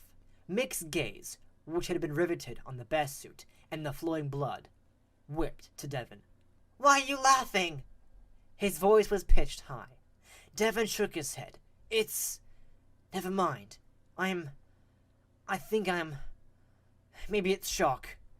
Mick stared at him for a few seconds. Then he shifted his attention back to the suit. He flinched. Look at it! It's still moving! He's still alive! We have to get him out of there! Devon glanced at the suit. It kind of pulsed, like it was a large body heart getting in its last beats. Mick repeated, "We have to get him out of there." "We can't," Devon said. "What do you mean?" Mick, his mouth hanging open, tears still leaking, his nose running, continued to watch the occasionally trembling suit for how long? Devon wasn't sure. He didn't feel like he was really there anymore. Obviously he was, but he wasn't. He was back in his past. He was watching his dad drive away the day he left and never came back. He was watching his tired mother make yet another meal of boxed macaroni and cheese. He was in school watching all the other kids laugh and joke with one another. He was hanging out with Mick in that gas station clubhouse. He was watching Heather, wishing she would notice him. He was relishing the moment when she said his name. He was listening to her talk about justice in social studies class. He could see her in her red sweater, and he could hear her tinkling voice. "I think justice is payback." Payback. That was all he'd intended to do. He'd wanted justice. Payback. Kelsey had him. He'd made Devon feel like he might be a part of something. And then he drowned Devon away. It stung, like being stabbed with a sharp object. He just wanted Kelsey to feel something similar. And maybe he'd wanted Kelsey to end up scarred, like Devon was scarred by every rejection he'd endured. But he hadn't wanted this. Not this. Accidents happen. Heather trilled in her mind. Devon yelped when Mick shook his shoulder. How did Mick get over here? Devon frowned and shook his cobweb-filled head. "Why aren't you answering me? I keep asking you what you mean. What do you mean we can't get him out?" Devon was close. Too close. Devon could see snot drying under Mick's nose. "I mean, we can't because..." Devon moaned. Mick studied him for several seconds. Then he slowly scooted away from Devon. "Did you do this on purpose?" Devon didn't answer him. "Did you?" Devon tried to moisten his mouth enough to swallow. "Did you murder him?" Mick screamed. "No!" Devon shot up off the floor and started pacing back and forth. Suddenly, tears poured from his eyes, and he couldn't stop them. "No!" "But what just happened?" Mick hugged his knees and rocked himself. Devon stared at the bloody suit. He rubbed his face. "I wanted to get back at him." "By killing him?" Mick scrambled to his feet. "No!" "Then what?" "When I was here before, I found this suit, and I tried to put the arm on." His words distorted his sobs, he knew. He could see Mick concentrating, trying to understand him. "The suit has these locking things inside. Once you snap it in place, it's almost impossible to get it off by yourself." Devon tapped the gauze on the back of his hand, where he'd torn off some skin escaping the suit's heavy arm. "So you knew what would happen?" "No, I mean yes. But no, I mean I only wanted to scare him. I figured once he was locked in, we'd leave him in this place until sundown, just to make him sweat a bit. I wanted him to feel something unfair, like what he did to us. Like what I felt when he and his neighbor drove away with. I wanted him to be hurt. I didn't want him to actually get hurt, though. Not like that." The golden suit shuddered, and Kelsey let out a gurgle. "He's still alive," Mick whispered. He started toward the suit, but Devon grabbed his arm. "Don't touch it!" Mick broke free, stared at Devon for a second. Then he ran toward the building entrance. "We have to get help!" Devon ran after him and grabbed his arm again. "We can't do that!" "What? Why?" "We'll go to jail." "You'll go to jail." "You want me to go to jail?" "No, of course not." "Haven't we always been in it together?" "Well, yeah. We're in this together, too." Devon turned and looked at Kelsey and the blood on the floor. The red rivulets weren't spreading as quickly, but they were still moving, crawling like an army of red soldiers across the linoleum. "We can't possibly get him help fast enough. He's lost too much blood. If we try, we'll only get ourselves in trouble." Mick stared even harder at Devon. "Are you even sorry this happened?" "Of course I am!" Devon yelled. Mick held up his hands. "Okay." He took a rugged breath. "Okay." Devon realized he was shaking. He felt tremors in both of his legs. He had to concentrate to stay standing. He was a murderer. A chill skidded along his neck. He wasn't sure whether what he was feeling was because of what he'd done, or because he was afraid he was going to get in trouble for what he'd done. He took a deep breath and squared his shoulders. Okay, this is what we're going to do. Mick rubbed his nose and looked up at Devon, as if Devon was going to make everything better. Devon would never be able to make everything better. We can't undo what happened, he said. We? Mick objected. You make it sound like I was part of it. I wasn't part of it. Okay, me. I can't undo it. So from here, we have a choice. Either we tell and I go to jail, or we don't tell and I don't go to jail. Either way, Kelsey's the same. I wish I hadn't done it. I'm sorry. Very, very sorry. But that doesn't help Kelsey. Me going to jail doesn't help him either. You're saying we should leave him? Mick's voice was hushed. Devon took a deep breath and let it out. Yes, that's what I'm saying. For at least a minute, the boy stood there. Outside, a crow cawed. Another answered. Inside, the only sounds were those of Devon's and Mick's open-mouthed breathing. Both were scuffed up from crying. The uneven and quick huffing sounds they were making were eerie, but not as eerie as that dry, scuttling sound. What was that? Devon grabbed Mick's arm. Come on. Where did you leave your backpack? Mick pointed. It was against the wall near the entrance, right next to Devon's backpack. Devon made himself turn around and look for his flashlight. It was lying next to the stack of bins Mick had dragged out of the storage room, making a wide arc well away from the bat suit and the blood. Devon strode across the room and got his flashlight. Did you leave anything else? He tried to ignore the fact that the scuttling sound was coming from the bear suit. Mick, whose eyes looked glazed, blinked and looked around. I don't think so. Devon willed his legs to function right. He still felt like he was shaking all over, and he was still having trouble breathing. But he had to get them out of here. Shoving his flashlight in his backpack, he grabbed Mick by the arm. Come on. Devon slipped through the side light and yanked Mick through behind him. Mick grunted, but didn't complain. Once they'd crawled out into the late afternoon sunshine, though, Mick spoke up. What about Kelsey's backpack? Devon looked back at the building. Should he go get it? And do what with it? No. No one was going to come out here. And if they did, and they went in, they'd find Kelsey, wouldn't they? So what did it matter if his backpack was there too? Devon looked at Mick, who was looking around at the woods as if he was trying to figure out what they were. Devon grabbed his arm. Come on. Devon was afraid to go to sleep that night. He thought he'd have nightmares. But he didn't. He was so tired at the end of the day that sleep was like a black void. And the black void was his friend. Not only was it like a blanket of blissful nothingness that wiped out the events of the day, it had a lingering effect the next morning. It acted sort of like one of the sheer curtains his mom had hung in the kitchen. You could still see through it, but it obscured the details. Tuesday morning, Devon knew what he'd done the day before.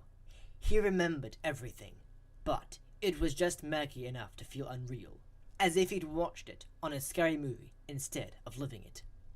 Before he and Mick had split up to head home the previous afternoon, Devon had said to Mick, "In it together." Mick had repeated the words flatly, like a robot running low on power. That had worried Devon before he went to bed last night. This morning, he wasn't concerned. Mick would be quiet. And Mick was, in fact, quiet. Too quiet.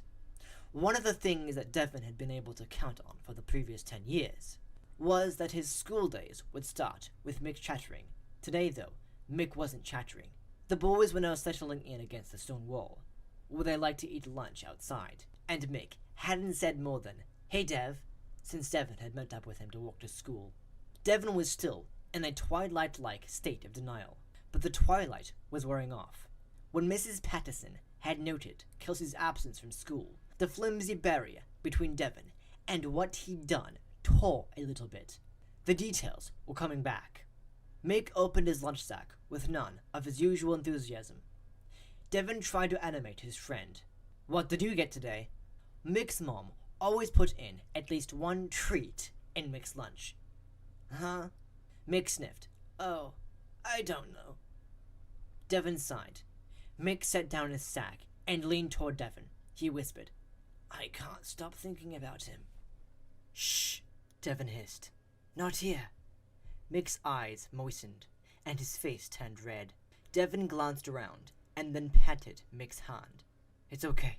We'll talk about it this afternoon, okay? We'll go to our camp. He'd hoped the words "our camp" would soothe Mick. Mick liked it when Devon called their makeshift, top-covered, temporary meeting place our camp. Mick wiped his eyes. Okay. He said it so quietly Devon could barely hear him. Settled, cross-legged, on the cool but dry forest floor, Mick played with a pile of tiny fair cones. Devon watched him, waiting for his friend to speak. He waited for several minutes. Finally Mick said, "What if he's still alive?" He glanced up from his fair cone art, then looked down. "That's what I can't stop thinking about. What if he's still alive?" Devon didn't respond. He thought about that too, but he was sure trying not to. "I almost puked when they called his name in class," Mick said. Devon could relate, but he didn't say so. Instead, he said, "I don't think he's still alive." Mick raised his head and blinked at Devon. "But you're not sure?" Devon shook his head. He could almost hear the ripping sound as the flimsy barrier protecting them from the previous day tore open a little more. He screwed his eyes shut, as if that would help. "No, I'm not sure." Wednesday, Thursday, Friday. By Wednesday, panicked fear and mystery rippled through the school like concussive waves radiating outward from a ground zero event. It was all anyone was talking about. Where was Kelsey? The police had been called in. Mick stayed home from school sick for all 3 days. When Devon went to see him, Mick swore he wouldn't say anything to anyone. But Mick couldn't keep any food down. His mother thought he had a stomach flu. Devon handled the whole thing better than Mick. His years living outside the social groups of the school had given him the ability to keep his face neutral, no matter how he felt on the inside. He was able to go about his business nearly invisibly. He was sure he looked normal, even though he was anything but. Every muscle in his body felt rigid. It had to move, but he couldn't be still either. By the end of the week, Devon had nearly chewed his nails off. On Friday afternoon, Mr. Wright announced to the school that the police concluded Kelsey had run away. But apparently, Kelsey hadn't told anyone where he was going. Neither one of those things surprised Devon. As far as he knew, only he and Mick left the school the way they did. They were the only ones who ever cut through the railway yard. And of course, Kelsey wouldn't tell anyone he was going someplace with Mick and Devon. You only had to be in school a couple of days to know that it was social suicide to hang out with Mick and Devon. Kelsey was smart enough to have figured that out. Devon was still surprised Kelsey had even apologized to them on Monday. He'd thought it would be much harder than it was to lure Kelsey to. Accidents happen. Devon visited Mick on Friday afternoon. Mick was eating a bowl of soup when Devon arrived. "He's keeping his food down," Mick's mom said, giving Devon a hug in the doorway of Mick's room. "I doubt he's contagious or anything. Go on in." "Thanks, Mrs. Callahan." Devon smiled at the round, red-headed, freckled woman. He felt like he had bugs crawling up his arms. It was her hug. He'd felt the same every time his mom had hugged him during the week. He didn't deserve hugs. "Do you want any soup, dear?" Mrs. Callahan asked. "There's plenty." Devon shook his head. No thank you." Mrs. Callahan chucked him under the chin. "You boys are growing up so fast." She bustled away. Devon plopped down in the red beanbag chair just inside the door of Mick and Debbie's room. "Hey," he said to Mick. He glanced at the bright blue and yellow polka dot divider curtain. Mick, tucked under a red superhero blanket on his bed, propped up with pillows in matching cases, wiped his mouth. "Hey." He looked like he was going to say something else, but then he went back to eating his soup from a huge orange bowl. Devon looked around the tiny half room. Unlike Devon's room, which was pretty bare except for a few nature posters and a couple rock collections, Mick's room was packed full of toys. It didn't look like a 15-year-old's room. It looked like a kid's room. Mick's part of the room didn't have much furniture, just a bed, a nightstand, and some shelves with a drop-down desk built in. The shelves had books, but they were also crowded with superhero and sci-fi action figures and stacks of board games. Devin looked at the curtain again. Mick must have noticed. Debbie's staying over at a friend's house. Devin nodded. Mick dropped his spoon. It hit the bowl with a clatter. He wiped his mouth and then said through the napkin he held against his face, "What if he's still alive?" Devin whipped around to be sure the door was still closed. "She's in the kitchen," Mick said. "Dad's not home." He shoved his tray away. "I haven't told anyone, and I'm not going to. But I can't stop thinking about him. What if he's alive? It's been 6 days. Yeah, but he's not alive. But how could he be?" "How? He can't move. And he doesn't have water. How long can people go without water?" Mick asked. Before Devin could try to answer that question, Mick said, "Wait! There was water in the kitchen." Devin tensed. Mick was right. What if Kelsey managed to get to that? Mick asked. "How? That suit was really heavy, and he lost a lot of blood." Understatement of the year. Mick twisted his mouth and thought about that. True, but what if the suit worked with him? Like he said some suits like that can. What if it helped him get to the kitchen? Devin thought that sounded pretty out there. But what part of what had happened wasn't out there? If that happened, he could still be alive. And we can't leave him there like that. Mick leaned forward. "I'll be quiet, I swear. But first, we have to go back and make sure he's, well, you know, or not. If he's alive, we have to help him. We just do, that's all." Mick wasn't going to let this go. "Okay," Devin said, "but we're not going. I'll go. But no way is your mom going to let you go into the woods. She thinks you've had the flu. And if you're right, we can't wait any longer. I'll go." "What if he's alive? How will you get him to a hospital?" "I'll call someone after I check on him." Remembering the building's cell phone dead zone, he said, "I mean, I'll take bandages and stuff with me so I can, what do they call it, stabilize.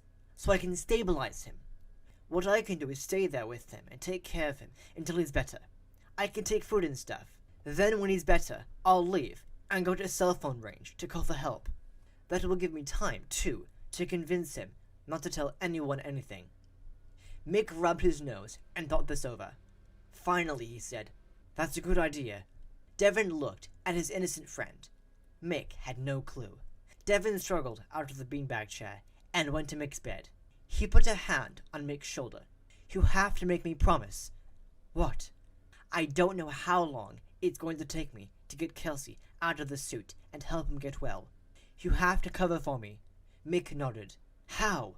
"I'm going to tell my mom I'm spending a few days here because we need the company since Debbie is gone.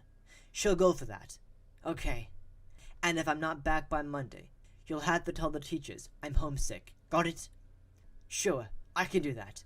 And for as long as it takes, keep telling them I'm sick. Are you sure you can do that?" Mick nodded. "No matter what, you can't tell anyone where I am." "Okay, I'll end it together swear if you want." Devin shrugged. "Sure." He held out his index finger and listened to Mick's in it together swear that he'd covered Devin's tracks for as long as he needed. "You're a good friend," Devin said. Mick grinned. When he got home from visiting Mick, Devin told his mom he was going back. "Oh, that's nice of you, kiddo," she said. She looked relieved. Devin had figured she was thinking about going to bed early. Devin went into his sparse room. He looked around. He still wasn't sure what he was going to do when he got back to the pizzeria. But if he was going back, he needed tools. He sat down on the edge of his twin bed. It sagged under his weight, and he heard one of the box springs groan. What if he didn't go back at all, and just told Mick he'd gone back and found Kelsey dead? No, he couldn't do it. Even though he'd slept well Monday night, every night since then, he'd had nightmares. In every nightmare, Kelsey was a zombie, stalking Devin no matter where he went. No, he had to go back and be sure. He picked up his backpack. He pulled his books and phone out of it. He glanced at the phone and sighed. Great. It was dead. Oh well. He put it on the charger. He wouldn't be able to use it near the building anyway. He looked around again. His gaze landed on the hammer lying on the floor of his open chest. He'd taken it from his mom's meager supply of tools to fix a shelf a couple weeks ago, and he'd never put it away. That would do to open the suit, if it came to that. The sun was starting to sink into the horizon by the time Devon reached the blackberry-choked building. Before he ducked under the collapsed animal head opening, he got out his flashlight and the hammer. As he had since he'd entered the forest, he did his best to ignore the rustling, chirring, and crackling he heard in the woods. Just little forest animals, he kept telling himself as he nervously ate the chocolate candy bar that would serve as his dinner. And what would be waiting inside the building? Taking a deep breath, Devon crawled into the building's outer entrance, and then hesitated only a few seconds before slipping in through the sidelight. Once there, though, he froze, shining his flashlight around in jerky spasms. He half expected Kelsey, in the bloody bearsuit, to loom up in front of him and attack. He was poised to escape back through the sidelight. But nothing came at him. He was alone. Well, alone except for Kelsey's body in the bearsuit and the animatronic characters on the stage. Devon took a tentative step and paused. He listened. The building was totally silent. It felt sinister. Devon had the urge to run, even though nothing was moving. Nothing was chasing him. He quelled his fears and moved forward. Bypassing the blood-soaked bearsuit in the middle of the floor, Devon did a tour of the entire building. He went into every room and shined his light in every nook and cranny.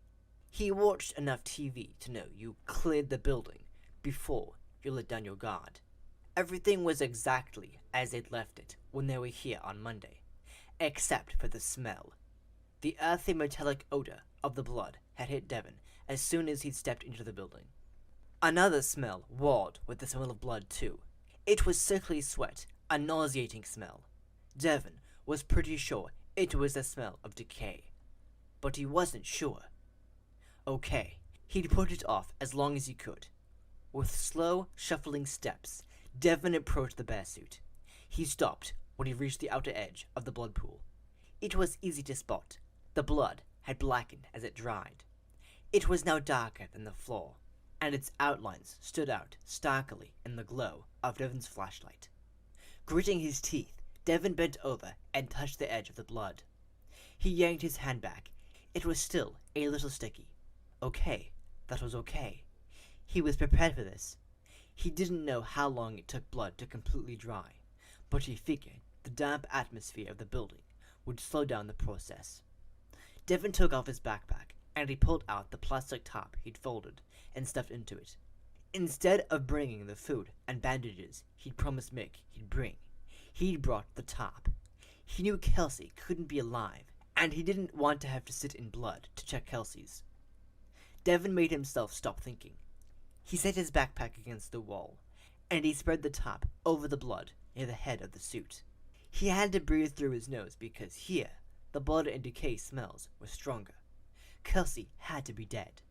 Devon wouldn't be able to sleep, though, unless he knew for sure. He trained his light on the bear's head. His muscles stiffened because he expected to see Kelsey's eyes staring back at him through the eye holes in the bear's head, but nothing. The eye holes were empty, dark. Devon leaned closer, aiming the light down into the holes. Why couldn't he see Kelsey's face? He checked over his shoulder to be sure he was still alive. Had the characters on the stage moved? He sucked in his breath and ran his flashlight's beam over them. He frowned. He couldn't remember how they'd been positioned before. He watched for several more seconds before turning the flashlight back to his task. He put his face closer to the bear's face. He still couldn't see anything. He'd have to take off the head. That meant touching the bloody fur. Good thing he'd prepared for that too. Devon dug into his pants pocket and pulled out a pair of his mother's rubber cleaning gloves. Propping the flashlight on the bear's chest to aim it at the neck, and hesitating for a second to be sure the chest wasn't moving, Devon felt for the lock mechanism that held the head in place. It took him only seconds to find it. But it wouldn't release. He pushed, he pulled, he pinched. He finally pounded on it with his hammer, but the head wouldn't let go of the torso. Fine. Devin inserted the claw part of the hammer into the bear's mouth. Using his other hand for leverage, he pried the mouth open. He sucked in his breath at the ratcheting sound the mouth made when it yawned open. It sounded like teeth gnashing together, which made no sense. It was opening, not closing. Letting out his breath, Devin lit up the mouth opening with his flashlight. He tilted his head and looked as far inside the head as he could. Nothing was inside of it. Really? Devin shined the flashlight into the head some more. For sure, empty. Had the bear suit cut off Kelsey's head? Yeah, and done what with it? Ate it? Goosebumps sprang up on Devin's arms because he was reminded of his bounce house story. If a bounce house could eat a toddler, a bear costume could eat a teenager, right? Get a grip, he muttered. Somewhere in the building, something spouted faintly. Devin whipped his head around and aimed his flashlight all around the room. It had sounded sort of like a fizzle, like a hoarse exhale. Had it come from behind him or in front of him? He rotated back quickly so he could inspect the bear suit again. Its bloody fur gleamed in the light, but it wasn't moving. Get on with it, Devin commanded himself. He bent over and directed his light into the bear's mouth again. This time, he concentrated on trying to see down into the torso. At first, he didn't see anything, but then he thought he saw something farther down. Had Kelsey somehow slid down into the suit? Was that his hair that Devin could see? He turned the light this way and that, but he couldn't see any better. He'd have to feel. Happy for the gloves he wore, Devin squared his shoulders and took a deep breath. And then he slid his arm through the bear's mouth, down inside the bear's suit, until all but the uppermost part of his arm was inside. He felt around with his hand, and he still didn't feel anything. But he heard something. Someone, or something, called his name. Devin! Devin jerked and started to yank his arm from the suit, but the mouth clamped down on his arm and locked shut with a simultaneous clank and crack. The crack was the bone in Devin's arm. Devin screamed at the searing pain that shot from his bicep all the way down to the tip of his fingers. Tears sprang into his eyes. He wailed in agony and fear. He also tried to pull his arm out of the bear suit. Bad idea. He howled and held very still. Sweat joined the tears running down his face. Moving his arm was pure torture. It felt like the bear was trying to rip his arm off his body. Nausea crawled up from his stomach and choked him. He gagged and turned his head to vomit all over his lap. The acidic smell and putrid brown, chunky spoo made him gag again, and he let loose with another torrent of puke. Bawling now, Devin yelled for help, even though he knew help wasn't going to come. Help! The sound he made was even worse than the sound Kelsey had made when the suit had impaled him. It was definitely worse than the dying cat. It was the sound of anguish and despair. It was the sound of hopelessness.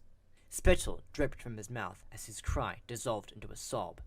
Ignoring the torment of the lava-hot pain in his right arm, Devin used his left hand to pound ineffectually at the bear's mouth. He kept hitting his arm with the hammerhead, and he shrieked every time he did. Still, he kept trying to pound the mouth again. When he finally lost the strength to hold the hammer, and it bounced off the bear's torso and hit the bloody floor with a thunk, he started trying to drag the bear suit across the floor. He was out of his head, not thinking logically. He knew he couldn't move the suit. Collapsing in his own disgusting stink, Devin curled onto his side, whimpering at every fresh wave of pain that tore through his arm. He tried to ignore the faint sensation of wet warmth trickling down his bicep. Calm down, he told himself. Mick knew where he was. Mick would come for him. Devin moaned. No, he wouldn't. Mick would do what Devin told him to do. How long did it take to bleed to death? Not long, if he was bleeding a lot, he didn't think. But it didn't feel like he was bleeding much. The trickle of warmth stopped at his elbow joint, and it wasn't moving anymore. No, he wasn't going to bleed to death. So how long before he died for lack of water? That was what was going to happen. He hadn't brought water because he hadn't planned on helping Kelsey. So now he couldn't help himself. Inside the suit, he flexed his fingers. He moaned when the movement sent another volley of pain up his arm. Then he froze, sucked in his breath, and clenched his fingers into a fist. Had he just felt something move inside the suit? No, not another slight brush of something moving grazed his knuckles. Bugs, Devon whispered. He'd watched enough TV to know about the bugs that liked dead bodies. It was bugs, right? Not... No, it couldn't be. Kelsey? Devon thrashed his entire body, writhing violently in crazed panic. He threw his whole body into it, screaming through the pain the flailing caused on his arm. Vomit sprayed, and the plastic top crackled around him. He didn't stop. He fought to free himself with every bit of strength he had. But it wasn't enough. In fact, it was making things worse. After one of his buckling movements, Devon felt his arm loosen for just an instant. But the second it did, it didn't start to come out. It went farther in. With dread, Devon looked at the suit and realized the mouth had opened farther. The suit was clamped around his shoulder instead of his bicep. Now he knew he was going to die here. He couldn't get his arm free, and he couldn't move the suit. And Mick was going to be sure no one came for him. Mick had disagreed with Devon plenty of times over the years, but he never went against Devon. Not one single time. Devon thought about the movie he saw, where the man sawed his arm off to free himself when he got his arm caught under a boulder. He gagged and retched. Not a good thought, and not helpful either. Even if he had a knife or a saw, he didn't think he could do that. Devon wiggled in one more attempt to free himself. The mouth opened even more, and Devon got a sudden glimpse inside the suit. He gasped, and for a moment, shock blocked his pain. Down low, past his arm, Devon could see a body, a dead body, just like he thought he'd find when he came back here to check. But it wasn't exactly like he thought he'd find. The body he thought he'd find didn't have blonde hair. This one had curly black hair. The body in the suit wasn't Kelsey. Devon only had a second to try to make sense of this before his body was sucked into the suit. Devon screamed, but no one heard him. On Monday morning, Mick was disappointed when Devon didn't meet Mick to walk to school. Mick hoped he'd find Devon waiting for him at the lockers, waiting to tell him Kelsey was going to be okay, or even waiting to tell him Kelsey was dead. That wasn't as good, but it would be better than the way they'd left things last week. Not knowing whether Kelsey was dead was like being eaten alive, like getting digested by that creepy-style bounce house in the story Devon read in English class a couple weeks ago. Was that just a couple weeks ago? Speaking of English class, Mick was supposed to read a poem out loud today.